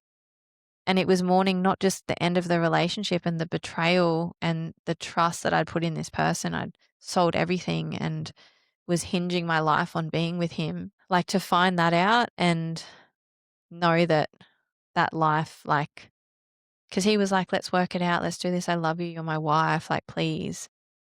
And like, I deeply loved this person, and I thought he was troubled, and he said he had an addiction, and that I could, if I was a good wife, I would help him through that. And like, really, you could say manipulated me, and yeah, took advantage of my kind-heartedness. And I tried to make it work. So I came back home, and that's when I moved to Harvey Bay to be with my family. I didn't tell anybody because I knew that they would not support the relationship, and I didn't want that. Like, I really wanted it to work, and I tried really hard for it to work. And then he flew over to meet my family, like my dad and my brother and stuff, because he hadn't yet. And he went out fishing with my dad. Yeah, I went through his iPad, and he was still cheating, still doing it. And it was at that point that I was just like, you know, the foundation of trust is shattered. Like, I cannot trust this person. How can I immigrate to another country, leave everything behind for someone who could betray me this way and treat me this way? Like, I will never trust this person. I can't move past this. Like, I just knew I couldn't move past it. And there would have been a lot of like, I would have relied on him a lot being over there, you know, and to have someone that you rely on, you have to trust them and feel like they can protect you and you'll be okay in another country. Like, I would have nothing. And so I made the decision to end the marriage, and then COVID hit. And so he flew back. he became incredibly cruel, made up that had used him for a green card, which makes me laugh because it's like I lived on the Gold Coast. Yeah. Like it was like the most beautiful place, one of the most beautiful places ever. And I'm Australian. Like, why would I want a green card to America? If I could just work over there as a paramedic and get my visa paid for. Like, that doesn't make sense to me. But just the betrayal of even him trying to attack my character when I had never attacked his. I didn't tell his mother what he had done. I didn't reach out to his family. I posted him the rings back because to me that was the right thing to do and I have integrity. And he was incredibly cruel. He then, one of the women he was like cheating on me with, he reused my ring, like had it remade, gave it to her. The day the annulment went through, they were engaged, like pretty much the same day. It was wild. So I'm going through all of this. I'm having to go back on road full time. COVID hit. So now I'm on the front line dealing with COVID. I've got an elderly dad, not that elderly, but sick, he's got respiratory issues and stuff. And we're on the front line. We didn't get to stay home. We didn't get a break. You guys know, like we still had to turn up. All of our gear, Queensland heat. So going through that, I was so embarrassed about the termination of the marriage. Like I had to mourn I thought I wasn't going to be a paramedic anymore. Like I thought I had my fairy tale. I thought I'd met the man of my dreams. I thought I was going to have this beautiful life on this ranch and we're going to, have this life together. And not only did that not happen, my heart, I'd been so betrayed, and I've been betrayed my whole life, mind you. Like I have this underlying trend of betrayal from my mother to her stepmother to I felt like my dad betrayed me, like heaps of betrayal through my life. So this was like a huge wound that had just been ripped open, and abandonment, another one, and like cruelty and just all these things that really brought up all this stuff from my childhood that was just so overwhelming. COVID, the pressures, the having blood on the back of my head on pillows because of the masks we were wearing, like the gowns, the sweating, all this sort of stuff. And it was incredibly overwhelming. And, yeah, I guess I just hit rock bottom, and it was just, yeah, I didn't talk to anyone about it. I just went to work, came home, went to work, came home, went to work, came home. And things were just piling up for me. And it felt like it feels like a long time ago, but it really wasn't that long ago. But when I had decided that it was time to, make that decision, like I felt relieved, like I wouldn't have to deal with the pain, because it just felt like nothing I did would help and no one would understand. And I couldn't tell anyone about it because I was embarrassed and I was hurt and I was just broken. Like I just really thought I'd lost the love of my life and my future, and I just didn't think I could ever recover. And I didn't, like, the job was just so draining during COVID. Like it was just next level. And I remember sort of going to Bunnings and getting all the things that I'd needed to execute that plan and setting the date. I picked the location, and like it was very well thought out. Like it was very clinical. But again, I felt like I had control over that, and then it gave me peace. And then I kind of thought, well, what am I going to do?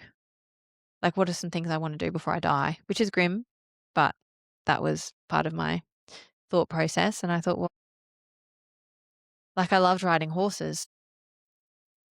Like there was a place that wasn't too far from where I lived called Susan River Homestead. And I remember calling them up and I was like, oh, like, are you guys still taking rides at the moment? Because they'd take 2-hour horse rides. And Norm, who's since passed, said that he wasn't able to take one rider because it wasn't profitable unless there were two. And so I was like, well, I'll just pay for two.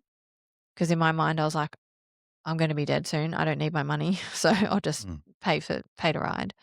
And every week I'll go out there and ride for 2 hours.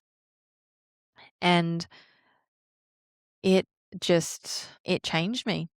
Like I knew horses had this incredible ability, energy about them because I'd been around them my whole life, but I didn't realize that they were my lifeline until it was really evident that the horses saved my life. And I remember just being around them, like just in their energy, just touching them, just even them allowing you on their back to ride them, and the freedom and the peace and the quiet and the lack of expectation. And you just felt held, like you're on this horse and they're just like they're holding your weight and they're just taking you through life. And it was just bit by bit and day by day, when I went out there, like it gave me something to look forward to. It was somewhere that there were no expectations that I had to be performing or pandering to people or pretending like I was okay, or I could just be met where I was at with these horses, and they didn't care. Mm. Like they just loved you anyway. And they sensed like pain. And so they would just like, when you're in the paddock, like they would just come to you because they just knew. And it's really hard to explain until you've actually experienced it. But they just even touching them is just so like transformative. It's just balances and just acceptance. And it doesn't matter where you're at. Like they're just like, it's okay. Hop on, let's go. And so I did that for some time. And I remember there was this mare that I used to ride called Kiara, and I wanted to buy her because she was just perfect. But she wasn't for sale because she was just too good of a school horse. So they suggested a horse called Caesar. And he was chestnut, gelding with a white blaze. And we went down the paddock one day to have a look at him because Abby was like, if you like him, next time you come out, we'll go for a ride. And if you like him, you can have him. And yeah, I just remember I was riding Kiara down the paddock and I could see him in the distance. And I hopped off her and gave Abby the reins, and I walked over to Caesar. And he was just in this paddock. He'd never met me before. And he just lifted his head, and it was like there was this invisible string between us.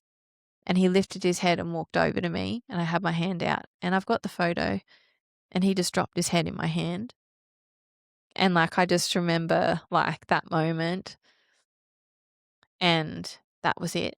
I bought him, rode him the next day, bought him, and then that was sort of the end of that plan.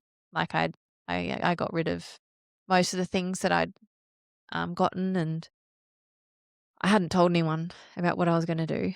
And I'd just go out all the time, and like that horse was so clean. Like I brushed him every day. There wouldn't be a day that I wouldn't go out and see him. And it was just very difficult to explain the power of horses until you've actually experienced it, because I was honestly at a point where I felt like nothing could help me, and had made a decision to end my life because I thought that I just could not. I didn't have anything to live for, and I could not live through the pain that I carried every day. And I was tired. I was so tired of like pretending I was okay, because it was hard, because I really had to work hard at it. And I even had to move out of my dad's house because I stayed with him afterwards because I was so down. Because at night time, like I'd just be this just hollow thing. And I couldn't fake it at home, you know? So did he pick up on some of those things from you? No one did. No one did. So you just, do you think that's because you were really Did it good so at well. hiding it and putting that mask on? Oh, yeah. So was that work and at home with your dad and all settings, you just, I guess, not show any of that? Not at all. And when I released that documentary, I had people at work who I'd worked through during that time come up to me. Some cried, some hugged me, and they were like, we had no idea. And that's just a lesson in like, you do not know. Mm. And people look at me and make a lot of assumptions like, she must be happy, she must have it all together. Why would she want to, this, that, and the other? And it's like, you just don't know. And people who really want to like make that decision do. Mm. And you won't know. Do you think going through that, was there a reason why you didn't share that with anybody and why you? Because I wanted to do it and I didn't want anyone to stop Talk me. you out of it. Yep. Like I'd made my decision. It wasn't for attention. It wasn't Mm. for anything other than the fact that I wanted it to be over. And I knew that if I told somebody, they would stop me. Or worse, they would put me on paperwork and put me in the psych unit, and I'd be mortified Mm. being a paramedic and going through that situation. And I've had colleagues who have had that happen to them, and that resulted in them being unable to go back to work ever because they couldn't face the people when they were in crisis. Like I was absolutely not comfortable with sharing that with anybody, and I didn't trust that anybody would keep it to themselves. And yeah, I wanted to execute that plan. So there was no way that I was going to let anyone know about it. Because I wanted peace. Thank fuck for Caesar. Hail Yeah. Caesar.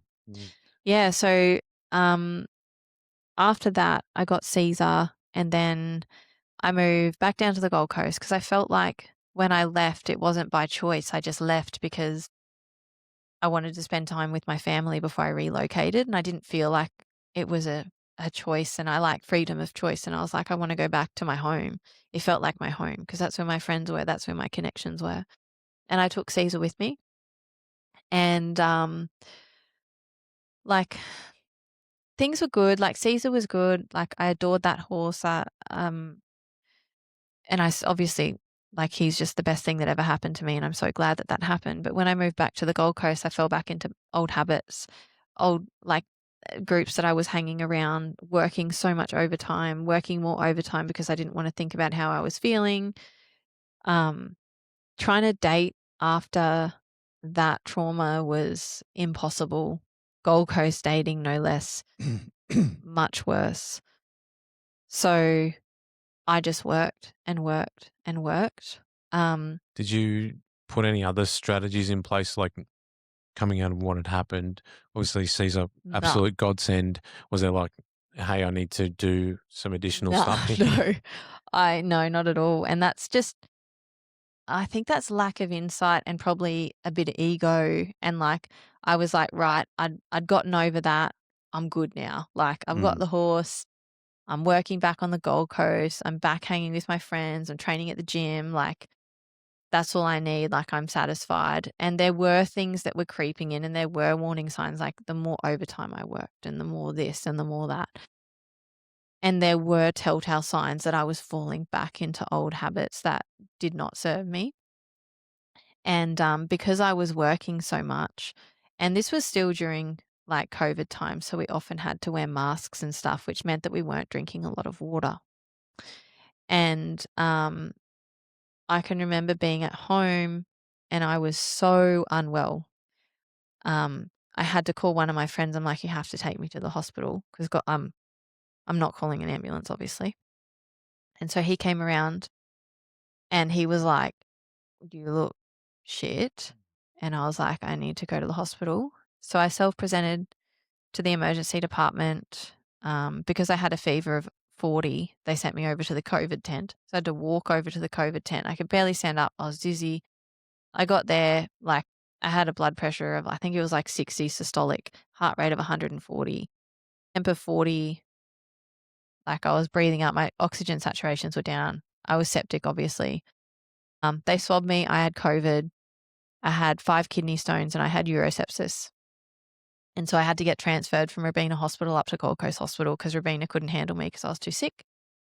Then I had to have emergency surgery because they weren't comfortable tubing people at the time of COVID. They opted for an epidural.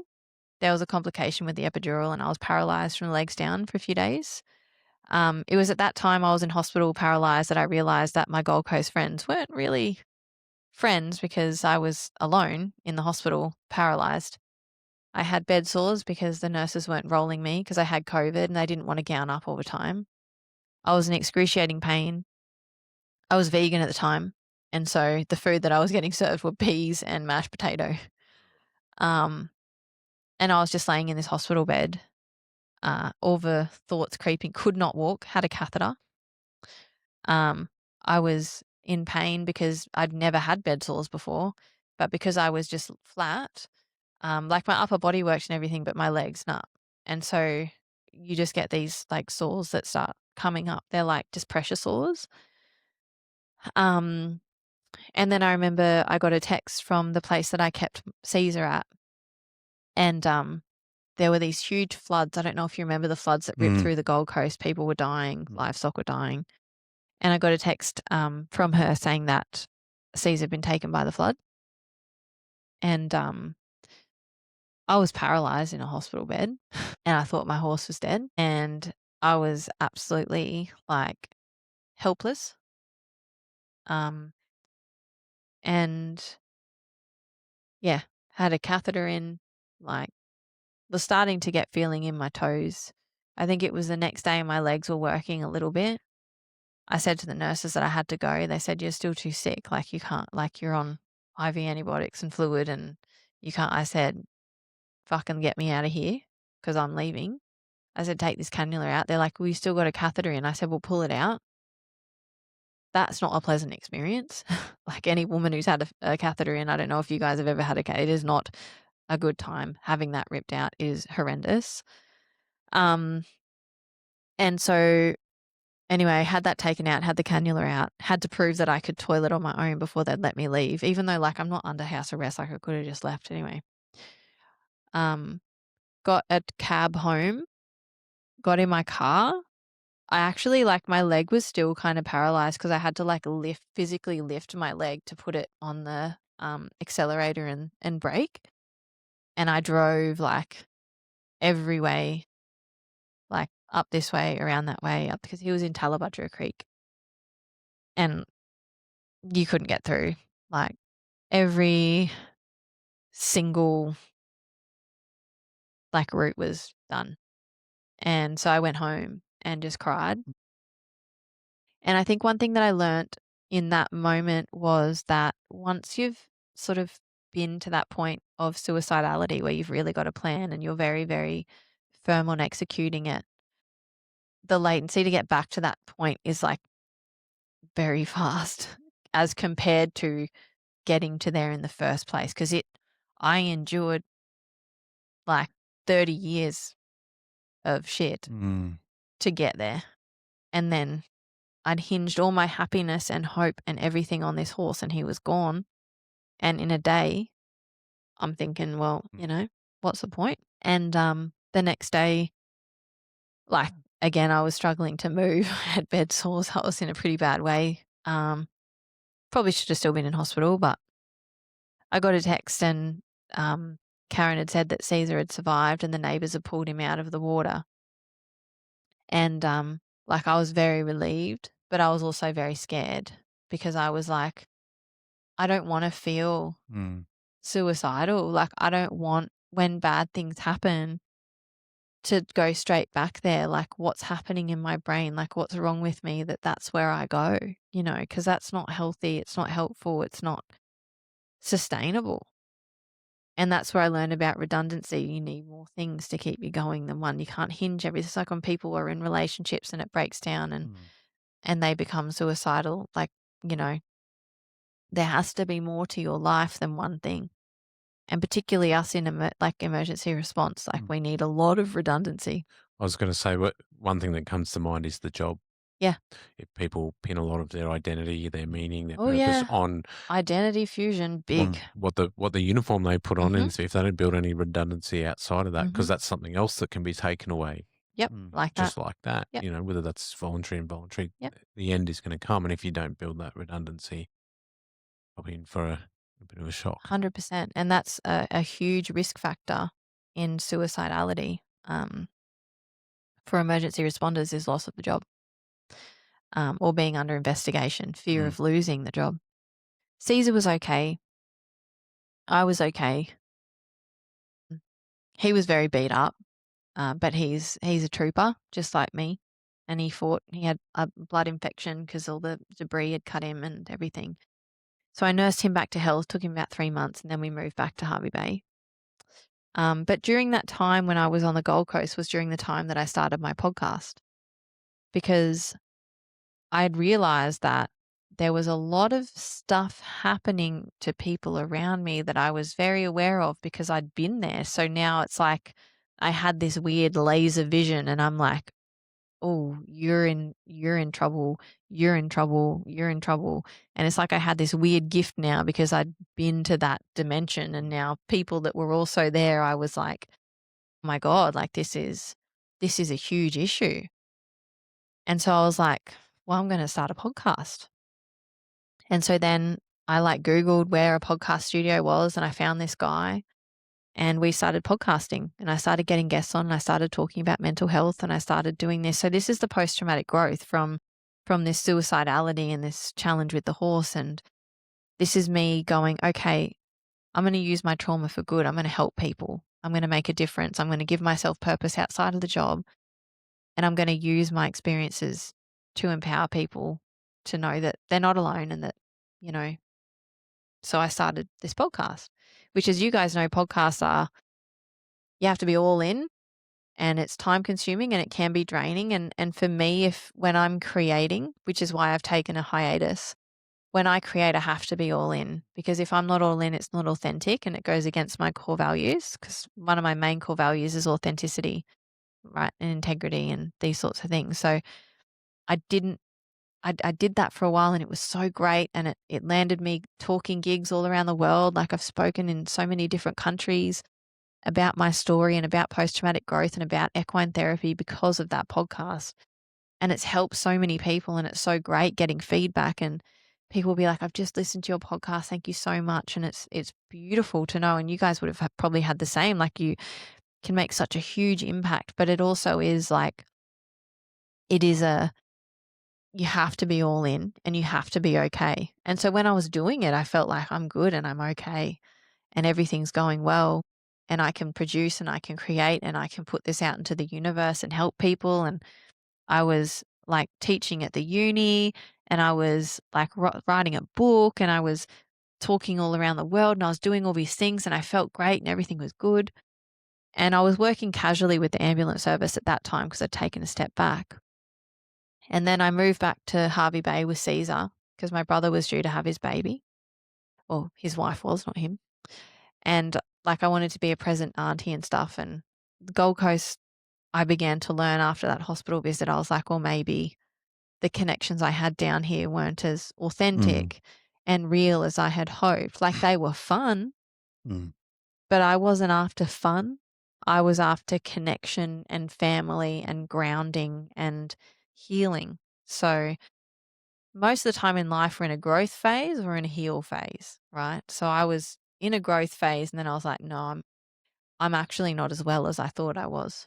And I need grounding, and I need family, and I need connection, and I need less workload. So I moved up there, rolled back into full-time work, thinking I was fine again, because I'm very good at the armor and putting it on and hiding how I'm actually feeling. And I was writing, and I was seeing Caesar all the time, and I was working, and I was seeing my family and all this sort of stuff. And then that black dog just jumped back on my back, and it was insidious and it was slow.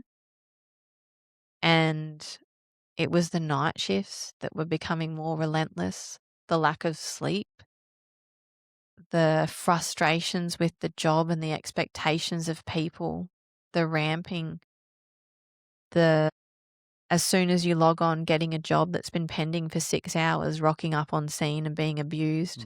We've been waiting for a fucking ambulance for 6 hours. Where the fuck have you been? And it's like, I've just started. How can I help? What can I do for you today? Like, why did you call 000? Well, I've had this back pain since 1980 and it's a bit worse this morning. Oh, okay. Came lights and sirens for that. Okay. I reckon And you're got going to do all abused. right since you've had it for 1980. Yeah, well, one would think, but anyway, it was just constant. And then, I dipped my toe back into the dating pool, like triggering, traumatic, couldn't do it, overwhelming me, work's overwhelming me. So what do? I start working more. Start running. Yeah, because I don't want to be at home in the quiet dealing with the thoughts and the darkness and the black dog's just creeping up my back. He's coming back and I can't get away. And you're right, I'm running. I'm trying to be busy. I'm trying to do this. I'm trying to do that. I'm work. And then I'm too exhausted to think. So I sleep and then I work and then I train. And then that's all I do. And it happened again. And it came out of, I say it came out of nowhere. It absolutely didn't. But it felt like it did. I had a night shift and I made a patient cry because I was so blunt. Because my ability to, with our job, you have to have the capacity to what you are thinking and what you are saying. There's a filter here and my filter was ripped out. And I just was bang. And I wasn't mean. I was just direct. And the patient cried. And even my partner, I saw him and he went, and I was like, oh God. And I felt bad because I'm not inherently mean, but I was mean and I was angry and I was frustrated and it was like 2:00 in the morning and I was just like I couldn't, my filter was gone and I was like, I can't do this. I can't do this anymore. I'm done. I can't, why am I can't be in a job where I'm making people cry. What the fuck am I doing? Why am I still here? I tried to get out. I tried a corporate job. It paid well. I did well. I made 98% of their annual revenue in the first 3 months of what I was projected to do. And I was bored and I didn't like it. So I left and I went back to the devil I knew because that's what I know. And I feel comfortable there and it's, as much as it's chaotic, but then it's over all that time, I'd tried to see psychologists, but they just irritated me. Through that time, I also studied neuroscience. So I did postgraduate studies in neuroscience and all that sort of stuff because I wanted to understand what was happening in my brain and how trauma was impacting me. And so I'm very knowledgeable. But there's a difference between being knowledgeable and actually applying it to yourself and actually being accountable for the things that are happening in your brain. I'm great at helping others. When it comes to me, it's a bit different. And so through that time, I was studying full-time. I was doing a postgraduate neuroscience degree full-time, working full-time and doing all this other stuff, prepping for a bodybuilding competition, crazy person, and just overloaded myself. I remember just going, and the next day, I called my officer in charge. This is only I think it was July because we were due to do a podcast. I can't remember. Do you remember what month it was? It probably would have been about that time. Yeah, because my timeline's a bit buzzed out, but I had 3 months off. I had 3 months off and I went back in December. So what does that mean? When's that? September, October? September. Yeah, so September, yeah. And I remember the next day, I called my officer in charge and I said, I can't come in. I can't do this anymore. I can't come in. I can't come up. I can't go to work. I was due to fly over to America and Canada to speak. I had to cancel those trips. And yeah, I had to go on work cover because I couldn't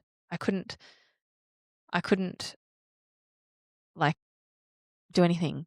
I was so mad all the time.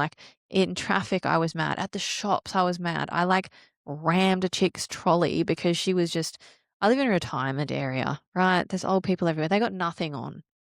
Okay, my rational brain's they've got nothing on. She was occluding the entire aisle. And I just pushed her trolley with my trolley to get past because I needed to I wanted to get past. And even that in itself, that just stays with me because I was just that was just so unnecessary. But I was just so frustrated with the world, so frustrated with her. I'm how can you be so belligerent and so not self-aware and so selfish that you just stand in the middle of the aisle? What are you doing? Move it. Why does that matter so much? But I was hypervigilant. I was angry. I was activated. My impulse control was down. I was not sleeping well, so I was fatigued. I was just constantly in fight or flight. My resting heart rate was 130 Jeez. at all times. At all times, I felt palpitations in my chest. I had to go on propranolol to reduce my heart rate. And what was happening to me neurologically was my body was legitimately stuck in fight or flight. So I couldn't switch it off because I'd been existing in that for like That was the 13 or baseline. 14 years. That's my baseline now. And I could not. And I'd be laying on the couch doing nothing and I'd just be like, and it would happen at 7 o'clock at night for some reason every night. And my heart rate would go up to like 160, 180. And I was like, okay, if this happens for longer than 30 minutes, like I'm going to have to go to hospital because I'll probably tick over into SVT or VT and then my heart will stop.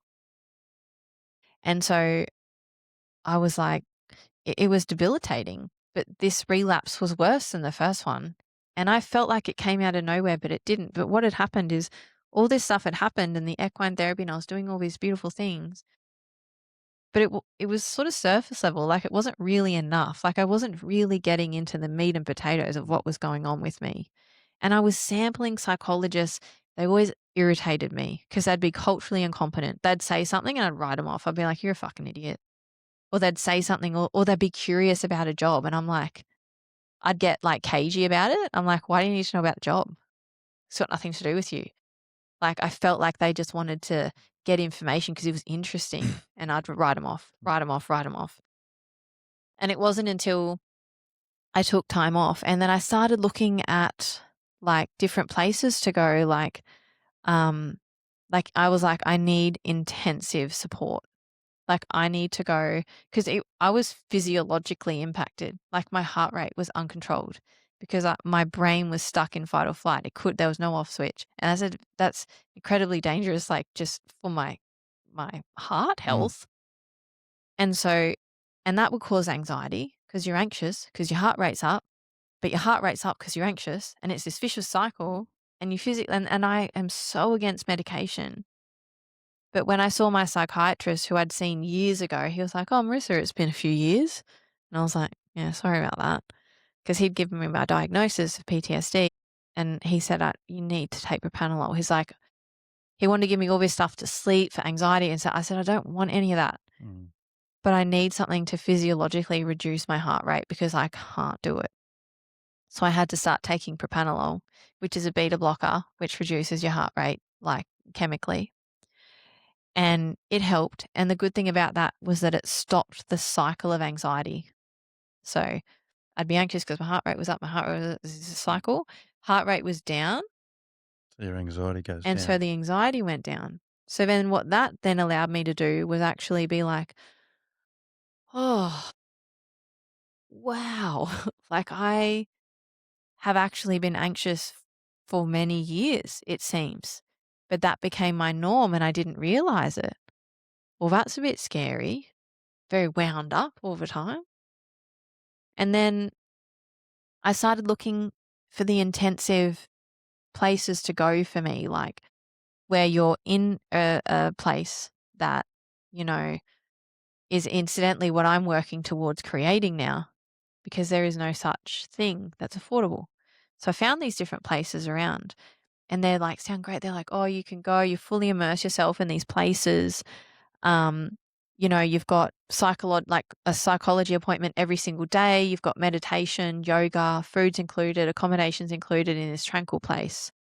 And I was like, well, surely work cover could cover that or someone just have a guess how much those places will cost. 30K. 50. It's around, I was quoted 60 to 80. Holy dooly. And that was for like 4 weeks. Wow. And none of that covered under work cover? Absolutely not. Private like insurance. Work cover. I don't. You can talk off speaker about this, but it was very difficult to get. Even for me to have my propranolol covered, I had to prove that I needed that because of my condition. I was like, absolutely, I did. My psychiatrist was like, yeah, you wouldn't need propranolol if you didn't have PTSD. And that's like $20 to get that. So there was no way. And I'm thinking, how can people get help? Where is there for us to go when we're at this I'm at a crisis. My body is literally like, I couldn't believe my heart rate at all times because I'm like a pretty fit person. Like I weight train, I ride horses, I go do kart. I'm not unfit by any means, and my resting heart rate was that high. Like, I was constantly anxious. I couldn't even go to the shops on my own at this point. I was so anxious. I had to have someone go with me to get groceries. Like, I couldn't hear sirens. It would give me anxiety. I had to put all work-related calls and stuff on mute because I could not. I had to hide my work iPad. I couldn't even see it. If I saw an ambulance, I'd get anxious. I was like, there's no way I'm ever going to be able to do this job ever again. I thought I was done. I was like, this is way worse than last time. And after talking with people who have actually had PTSD breakdowns, they've all said, oh, yeah, the second one's way worse. I'm like, why the fuck no one tell me that? I didn't even know to expect one, let alone that it would be worse. Like, whoa, I was blindsided by that. I had no idea. And so anyway, I was like, well, I'm obviously going to be unable to get in one of these intensive retreats. So, well, I'm going to intensively retreat myself. And so I went like more than ever before, head first and deep into recovery. I was off work for 3 months. I couldn't even think about going back.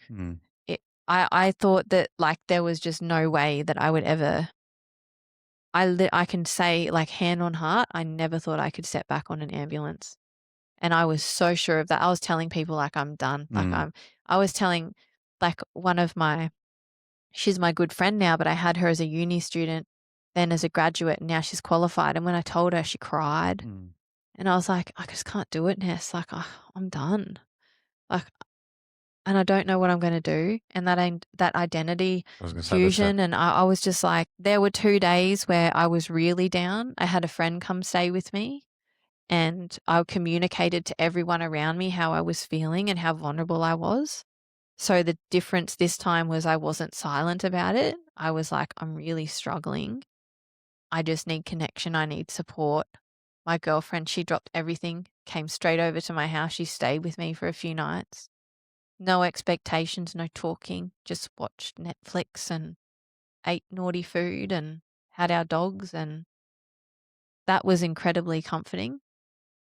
But I went headfirst into healing. And what that looked like for me, I was like, well, I went and found a trauma psychologist. He is absolutely sensational. There's a Brisbane Centre for Psych.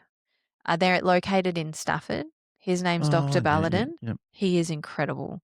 I have never, ever trusted anyone as much as him, opened up or had so much impact from someone than him. He's got a PhD. He's a clinical psychologist, specializes in trauma. He is absolutely incredible. And I would recommend him to anyone and everyone. WorkCover covers our sessions. I researched that in terms of grab it. In terms of one thing that people don't talk about as well, 1 hour sessions are insufficient. They are insufficient for trauma sufferers like us. For cumulative trauma, 1 hour sessions, no, 2 hour minimum. What 2 hours does, and also it takes a while to build a therapeutic alliance with a psychologist. Can I trust you? What am I going to tell you that's going to get back to the service? Now, I do not use psychologists provided by my workplace because I don't trust them. That's my personal opinion. Okay, that's not based on anything to do with anything other than my personal opinion. And trust is required for you to be vulnerable and for you to get better. So it was up to me to find a psychologist that was completely external that I could trust. And my first conversation with him was, how do I know I can trust you? What information are you going to divulge? What information do you have to divulge to WorkCover? And we had a very open, frank discussion. And then I was like, okay, now I can start to trust you and build trust with you. And we've been working together since then. We have 2 hour sessions minimum. 2 hour sessions have been scientifically shown to be way more beneficial. The first hour, you just kind of warming up. It's the second hour that you're getting into stuff, right? And it's that second hour where change happens. So I was seeing him for 2 hours, and then I saw a counselor for 2 hours. So psychologists and counselors do different things, right? The psychologist clinical. He's got like models and stuff that he uses, helps you dive into like childhood wounds and all this sort of stuff. And he's fantastic. Like I can't, like he has helped me leaps and bounds, not just to be a better paramedic, to be a better friend, to be a better partner, just to be a better human and to understand myself better. And then the counselors are more, they're about like strategies, and that release strategy, that was from the counselors. They're a bit different. They're about like life planning and coaching and things that you can do. Like it's sort of like they give you strategies to do as homework in your personal life, whereas psychologists get into the nitty gritty of what's going on. That's my interpretation. That's my experience anyway. So I saw the counselor for a while, but then work cover said I could only have one. So I stayed with the psychologist because I felt like I'd get more clinical benefit, but the counselor was also fabulous. And that has been pivotal in my recovery. But what I did identify through all of this is equine therapy is not really available to many of us under work cover either. And I was like, interesting. And that's my bread and butter. That's my niche. Clinically competent retreats with equine therapy, with other modalities, doesn't exist. I was like, huh, okay. Well, I'm pretty clinically freaking competent. I understand us. I understand my people specifically. I'm learning to understand the fireys more now that I'm dating one. So I was like, well, all right, how am I going to get back to work? How am I going to find the fortitude to get back to work and get back on an ambulance? And so I was like, well, it's a perspective thing for me. I was breaking down and unable to get back on the ambulance because I was like, this cannot be my career. I cannot keep doing this. It's ruining my life. Like it is just eroding my mental health. And I was like, but what if I had purpose outside of ambulance that ambulance could fund until that becomes real? And that's where Eagle Ridge Ranch was born. And so if you remember the story I told you when I was atop that mountain with the horse and the eagle, ever since that moment, I just have these weird intuitive moments where I need to look at the sky, and I tell every time I'll see an eagle. And I was like, eagles have just become this central thing for me, right? And so what I'm up doing now and what's given me purpose and the ability to get back on the truck and actually be okay with it most days is continuing seeing David. So we see each other for 2 hours a week. I do a lot of therapy with the horses on my own.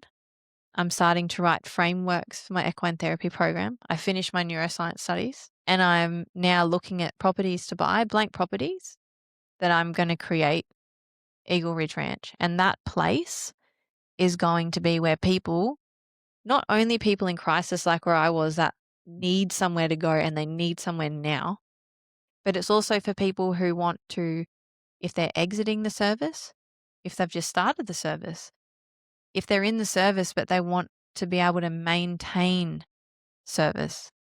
It's for all these different people, but it's going to be a place where you can go to like breathe and to heal and be around like-minded people and be around horses, digitally detox, be in a beautiful, tranquil place that's nice where you're safe, right?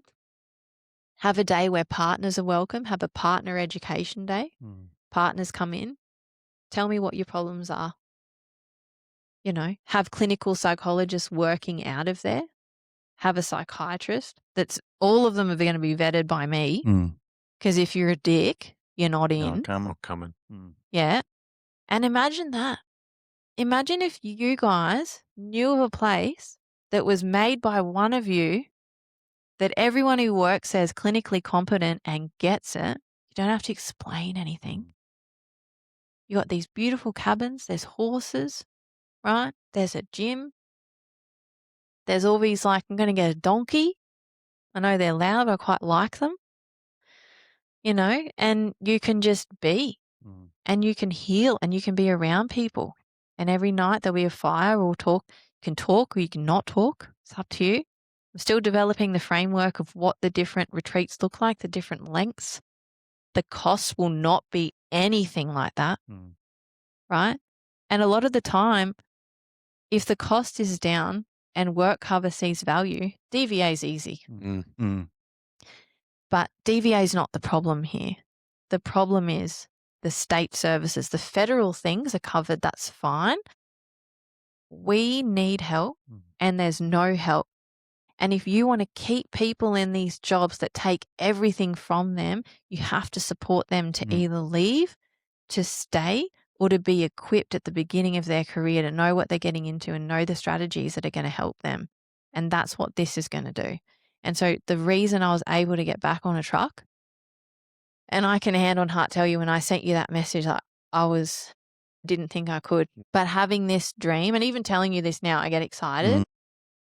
I'm getting excited. Yeah, it gives me purpose because I'm like, there is this huge gap and no one's filling it and we need help because we're dying. There's so much suicide and it's not documented. And if people leave the services, that it's not because of their time. It's not tracked. And it's like, but it is.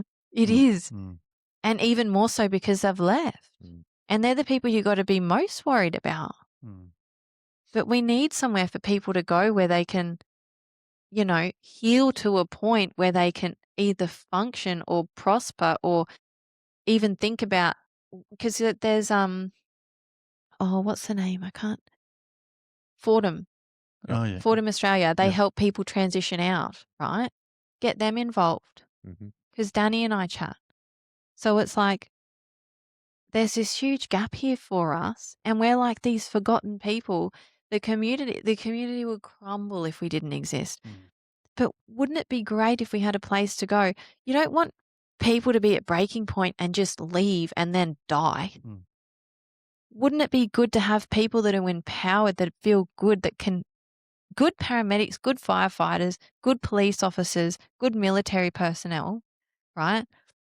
They need places to go where they can feel empowered and feel like they can keep doing the job, because people who have been in the job a long time, you want to retain them because they teach the young ones things that you cannot teach in a university. We need to be retaining people. We don't need to be like, you've been in long enough, we've got heaps of people to replace you. Absolutely not. We need to be making these people, like giving them tools and strategies and actually showing them how they work. Like, I think you get to a point where you're like, I don't give a fuck if it's woo-woo. Just tell me something to help me, right? And at the end of the day, these things aren't woo-woo. Like, they are pivotively helpful. Like, I thought I was done. And I've come out of the trenches and now I want to pass that on in a really big way. So that how I got back on the truck was new purpose, which is what you were leading to before. How good. And I think, all of that stuff that you said there, obviously we absolutely agree with. But I just can't help but think when I listen to you speak how different things might have been if you had some of these tools and strategies and education Heaps on the different. front end. Oh my God. Because I don't know, but I'm fairly confident you didn't get any of that when you came in, and I would bet that most state-based agencies are the same in the amount of education and the amount of tools and strategies that they're delivered at the front end of their career. I just can't help but think that is a massive, massive gap there. Of course, we need reactive on the right yes, of bang. We need but proactive. Yeah, you're spot on, and I couldn't agree more. Yeah. So we can try and it's not catching people, it's just mitigate risk. Yeah, that's exactly what it is. And that's what we're about, is mitigating risk. So 100%. We'll do it for we'll get prepared for natural disasters. We'll get we'll introduce legislation to make sure everyone's got smoke alarms in their house. We'll mitigate risk in so many different ways, but we won't mitigate the risk of our people breaking down. It's wild. It is wild. And at uni and at the start of careers with many services, you get a very small package and they tick a box and they're like, you're done. Absolutely not. Mental health management throughout a career as an emergency responder is ongoing. It's not linear, and it requires like investment from the individual that can't be forced. So there needs to be buy-in from the people to understand that there's benefit in it. And how do we show benefit in it? Well, you've got to get people doing it and actually seeing the difference in them. And it has to be available. It has to be like affordable and available to people. Because when they said, oh yeah, it's going to be like that amount of money, like 80K or whatever, I was just like, how defeated. Not an option. I was just like, what the fuck? Yeah. How? I thought maybe like 5, 7 grand. No, absolutely not. So they need to be, affordable and attainable and available. And none of that exists. And relatable. Relatable, yeah, and said, like clinically competent, because you can have these people that come in and they think, they talk all this that they don't understand. You don't understand. Unless you've lived it, you don't get it. Sorry. And you can read as many books as you want. And I think that's a big part of the problem, even from someone who sits at a work cover desk, and they don't really appreciate, their trauma might be they sold out of milk on my way home from work. Our trauma is totally different. And to not understand or to just wipe away our claim and say, no, that's the frustration. I think a lot of people, it's just like. Well, so legislation's changed recently. I'm not sure if you guys know this. You may or may not. But now if you're in an emergency responder role, and it also covers correctional officers, so QPS, fire, military, corrections, if you put in a PTSD claim, it's automatically approved. Okay. Yeah. It's like a presumptive. It's presumptive legislation. Yeah. So it is. So that is fantastic that exists. But there's still hoops. It's still challenging. It's still mentally taxing. I felt very judged, and I found that very hard, because a lot of us, we're very proud people. So even to be vulnerable and say I can't go in, and then to, whether that was the intention or not, I felt judged, and I felt like a piece of shit, like I was on the dole, and it didn't make me feel good. Yeah. And on that presumptive legislation, like that is available in the way of cancers for firefighters. So there's presumptive legislation that exists for, I think the number of cancers varies state to state. And this is no different in that it's fantastic. It's acknowledgement that there's a problem, and it's great. But acknowledgement is one piece of the puzzle. It's not enough. Yeah, once again, I'm just going to sound like a broken record. Now that we've got this acknowledgement, how do we go about the prevention? Oh, it's proactive is key. It's like in healthcare. It's proactive. If you don't want to have cardiovascular disease and therefore be high risk of heart attack and stroke, eat well and exercise. So, and throwing a book at someone and getting them to fill out a few things and having one appointment with a psychologist is not sufficient. But it's also understanding that people are different, and that what works for one person won't work for another person. And it's having things available, but it's also having them subsidized, because financial barriers are one, but it's high barrier help. If things are too hard, we're not going to do it. It's hard enough to say I'm having a hard time.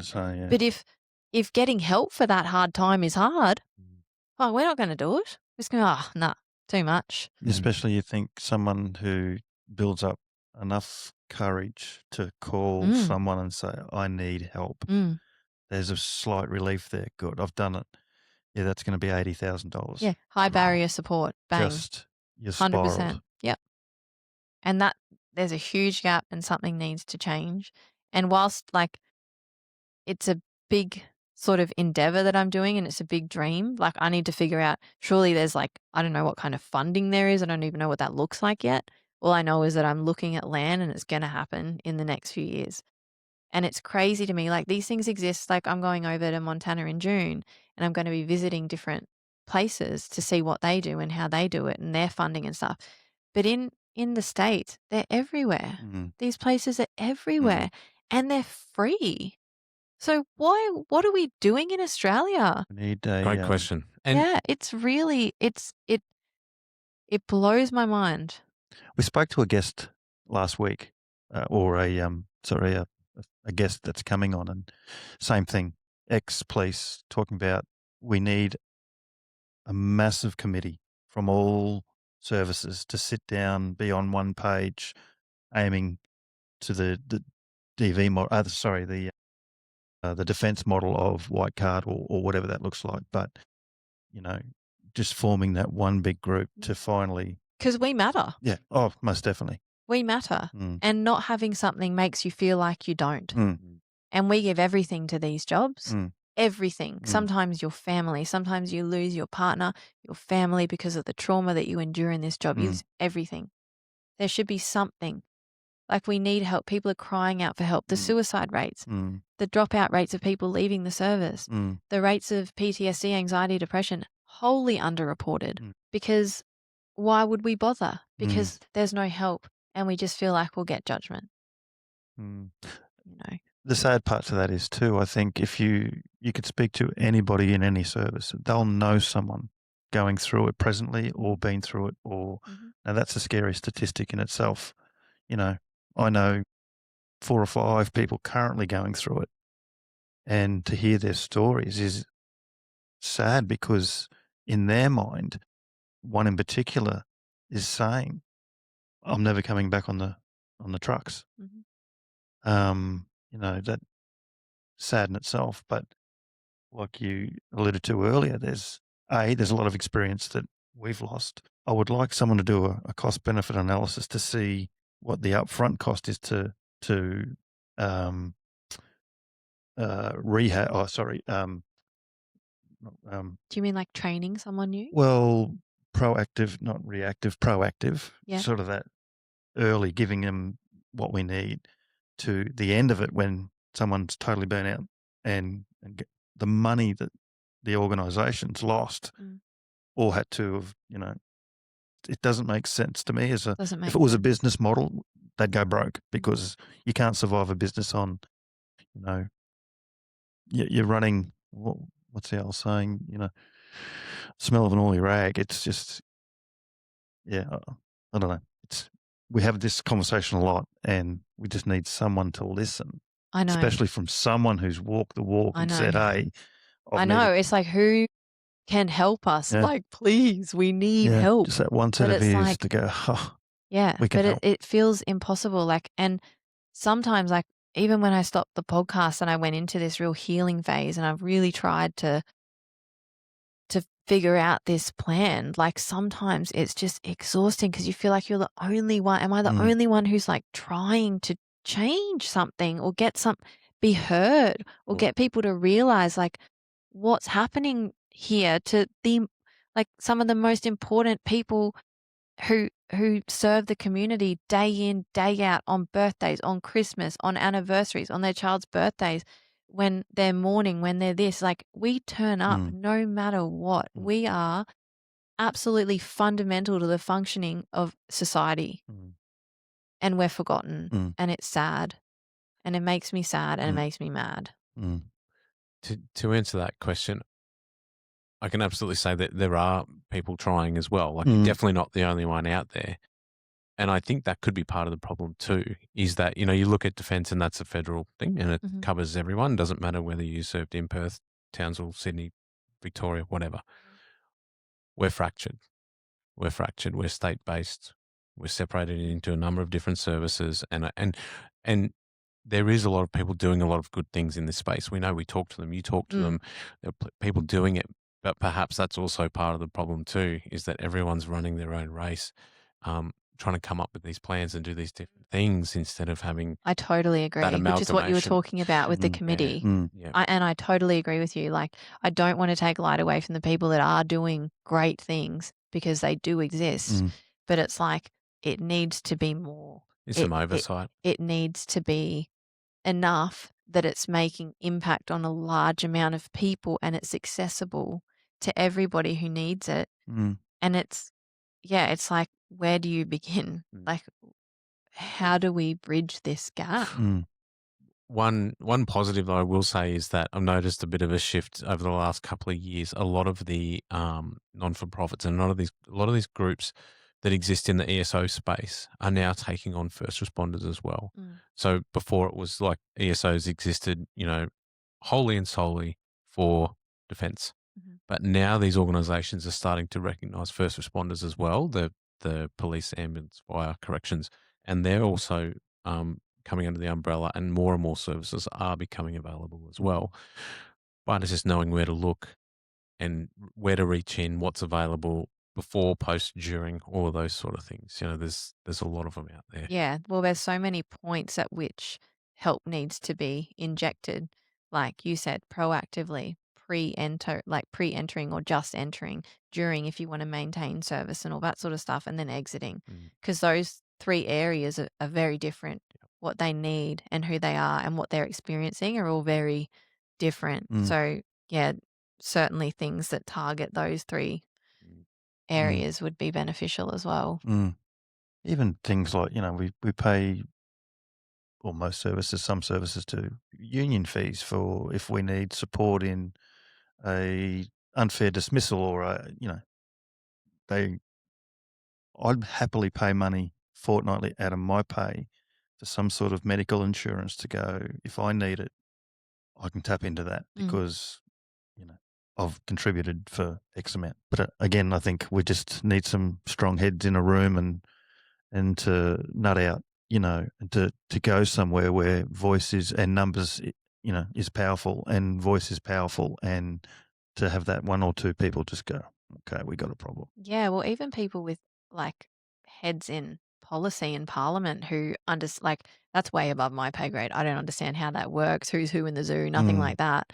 But even buy-in from people like that who can actually structure something like this would know exactly what to do. And then someone with a bit of coin. Yeah, 100%. And I guarantee that there would be people who would invest in something like this because it's altruistic, but also the benefit, like it's leaving a legacy, So, Mate, love the idea, and look forward to seeing it come into fruition. The Eagle Ridge Ranch. We know you'll do it, and like I said, we're looking forward to see it come to fruition.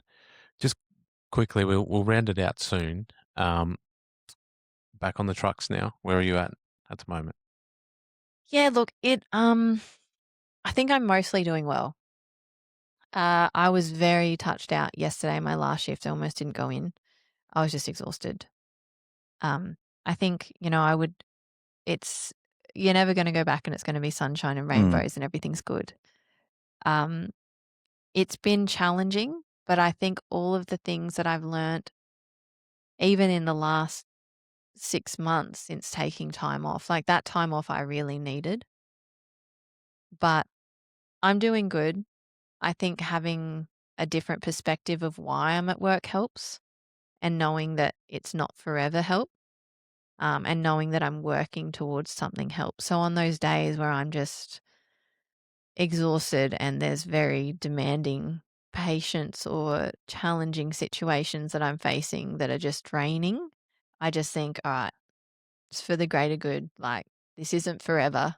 And that's what's helping me get through. That why. Yeah, the why. And knowing that it's just, this is funding something greater than myself that will leave a legacy. And I'm doing this for something bigger than myself, and that helps. But some days are really hard. I'm on the support roster now, so I'm not working nights, thank goodness. So that's been pivotal. Can't say that word today. So one of the people on the support roster has gone on leave, so I've taken their position till the end of the year, which is good. So I won't have to work any nights till the end of the year. So my officer in charge has been incredibly supportive with that, because I just said, like, I don't think I can do nights. Like, I can't manage my sleep around it. It really knocks me around. I find it very difficult. So that's been huge. And also prioritizing a very calm home life, because the second my home life becomes a little chaotic, I don't cope. So Is that because you revert back to that feeling of go back to work harder to avoid? Yep. Which is a vicious circle. Very vicious, and it's inescapable. You need peace. You need to be able to release the pressure valve. So I'm really particular about home has to be peaceful. And I know, like, that used to be super easy when you're alone, but when you're in a relationship, it's navigating that and emphasizing the importance of, I need peace and calm at home, and because work's chaotic, right?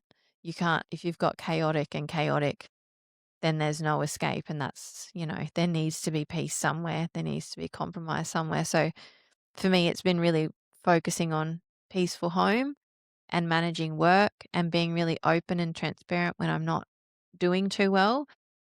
I have no issues with taking days off. Mm. I think I was very anti having days off. I felt incredibly guilty. And I felt like I was letting people down. But at the end of the day, the service will run without you. Mm. The service does not rely on you. And if you don't go, it's not going to crumble to the ground. You're not It's the going to be linchpin. okay. Mm. Yeah, you're not holding it together as you're not that important. So I self-talk that. I'm like, it's okay to have a day off. And if I'm just really exhausted, not feeling it, then Mm. I'll take a day. Mm. Yesterday, I felt that way, but I knew I was rolling into 3 days off. So I just pushed through.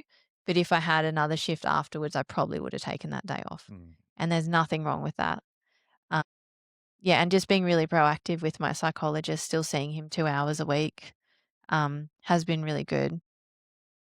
It's been good being back. I'm lucky my officer in charge has known me since Mount Isa. He was my officer in charge up there.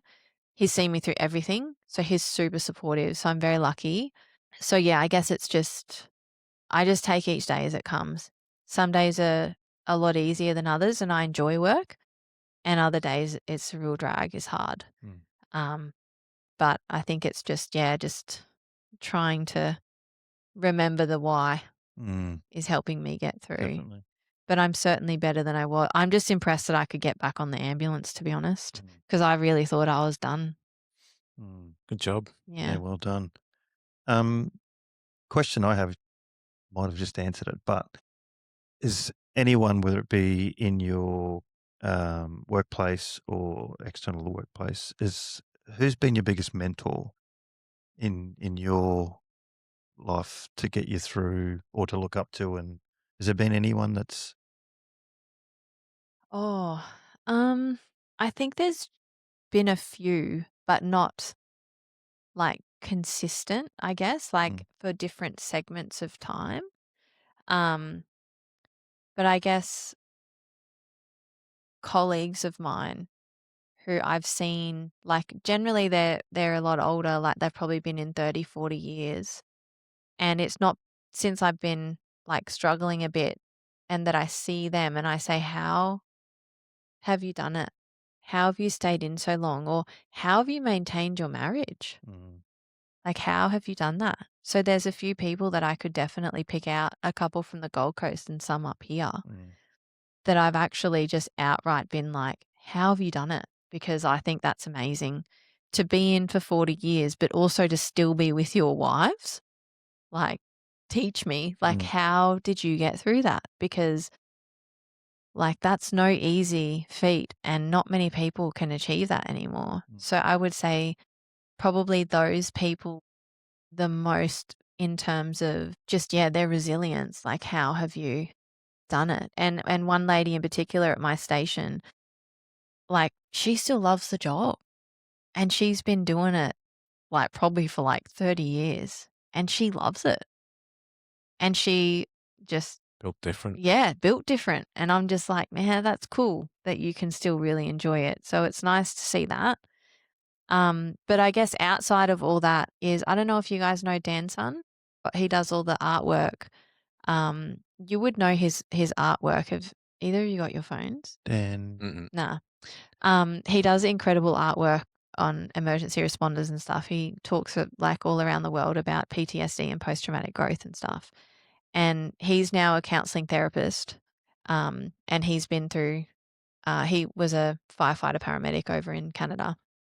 And yeah, we talk a lot about this sort of stuff. We've done podcasts together, and he would probably be like more like a friend and mentor, I would say. Like we talk about a lot of deep topics and a lot of these sort of things, and we sort of challenge each other. And yeah, he's a world of knowledge. He'd be really great for you guys to have on the podcast. He's very interesting, and yeah, he's great to talk to. But because he was a paramedic for a long time, like 30 or plus years, a firefighter paramedic too, over in Canada. And he went through like having to be medically discharged with PTSD, and then he went to art and used art to express how he felt, and then he started selling his art, and then that became avenues for him to start talking to people, and now he's written a book and he's creating models of like he also does couples counseling and helps we talk about like how partners can support emergency responders as well, because that's super difficult, and he learnt a lot about that through his relationships and stuff like that. So I would say he's probably up there as well. Cool. I've got 2 more questions for you, Oh, okay. and then we're going to wrap it up. Sure. So, the first one, what's the name of your podcast? Just in case anyone has been listening to this and Yeah. they want to know more and Yeah, they want yeah. to dive down more that neuroscience type Yep. stuff, because I know that's what your podcast is sort of more Yep. focused on. What's it called and how do we find it? Yep, it's called the Inner Response Podcast. It used to be called the Paramedic Podcast, which was when I first started talking about mental health and interviewing like different paramedics and people who have been through stuff. And then I sort of pivoted into the Inner Response, which I think the last recording I did was last year, just before I sort of took some time off. But I do want to start recording soon again, because I feel like I'm whole and I'm able to sort of, I guess, create. And I think when you're in the despairs of PTSD, the creative part of your brain is switched off because you're just surviving. But you can find it pretty much anywhere. So it's on Audible, Spotify, Amazon. What's the other one? Apple. Yeah. So it's in all the places. Just type in Inner Response Podcast, should come up. Cool. Sweet. Last question from me is, knowing what you know now and having the experiences that you've had a fair few of them, what bit of advice would you give to either your younger self or someone who's up and coming into these sort of roles? Oh, to my younger self's very different. I'll start with You can pick either or answer both, up to you. Look, what I'd told my students, and so for a long time when I taught at the university, I actually had to leave because I felt like it was going against my values, because I felt like I was teaching young, beautiful, undamaged people how to go to war. And it really challenged my values there. And I used to give them very different advice than what I would now, because I think I came to learn that if you want to go into this role, you're going to do it. So there's no use trying to convince people out of it, because we need emergency responders, right? So my advice is you need to check in with yourself. I am developing a little book, which is sort of like a go kit, like a mental health go kit at the moment, which is like when you're like the telltale signs of when you're struggling, what you're going to do when that happens, who you're going to call. But my biggest advice would be you need to stay connected and have people in your corner that you trust to be vulnerable with, and have discussions with them about what they think your telltale signs are that you're not doing well and what you think they are, and come up with a dialogue that they can approach you with that you won't be reactive to. So something that you've created together, like, hey, I love you and I care about you. I just want your help with talking about something that's been on my mind lately. Is that okay? And if you ask someone something like that, immediately you're disarmed, you're sitting and you're ready to receive whatever they're saying. But it's to stay connected, make sure people are in tune with you, and make sure that you try not to be defensive around people who are trying to help you. And also huge, huge, huge is redundancy. You need to make sure that you're anchored to this earth for more things than one thing. And that also includes having an identity outside of your job, because we're identity fused, all of us. We put on a uniform, you become the job, literally. So we need to know who we are outside of the job and have fun, because we forget how to have fun. And that was a huge thing. One of the first things my psychologist asked me was, well, when was the last time you had fun? Like belly laughing, playful, childlike fun, right? Like I went and played golf with my girlfriend the other day. Fun. I'm shocking. I'm so bad, but it was fun. And like just you have to have fun. Stop being so serious. Our roles need us to be so serious, and we forget what it's like to have fun. So allow yourself to have fun and be playful, because that makes you feel good and it lightens you up, because we're so heavy all the time. It's that armor. Mm. how can people reach out to you, find you, follow along to make sure that they know when the Eagle Ridge Ranch Yep. is going to open? Yeah, excellent. Well, I'm on Instagram. That's probably the easiest way to find me. It's just Marissa, Marissa.rose with 2 underscores. But my email is marissa@marissarose.com.au if you want to email me or whatever. The Eagle Ridge Ranch purchase of the land should be happening at the end of the year, and then construction should be underway next year. So I'm hoping by the end of end of 27, I'm going to have the first few cabins up and like ready to start moving along. But I'm hoping to start hosting and doing equine therapy at the ranch, and also equine Reiki, which is where you've got energy healing, because I also am a Reiki practitioner. And so that's sort of having horses around you when I'm performing Reiki. So it's like you have the horse's energy and your energy and the person, very powerful stuff.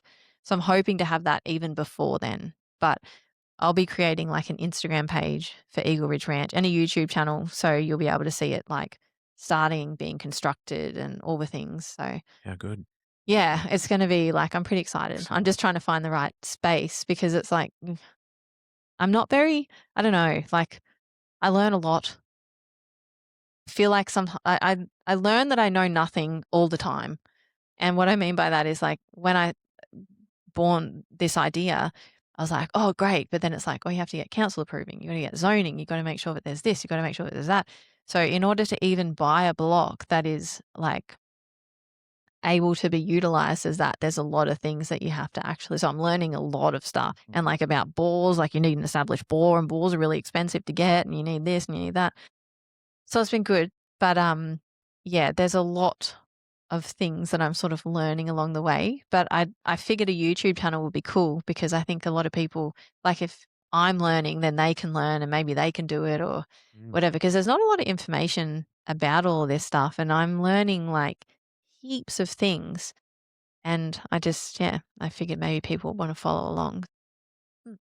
We're excited to watch it anyway. Yeah. You have a couple of subscribers.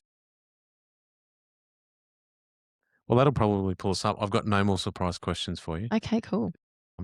Once again, thank you for coming down and spending time with us. Yeah, of course. Thanks for being so vulnerable and open. That was awesome. And I'm sure there's plenty of people who are going to take something away from that. Thank you once again. Yeah, you're welcome. Are Thanks you for good having at me. taking advice? Yes, sometimes. Well, I don't know. Depends. Are you my dad? No. But not really. Now, listen.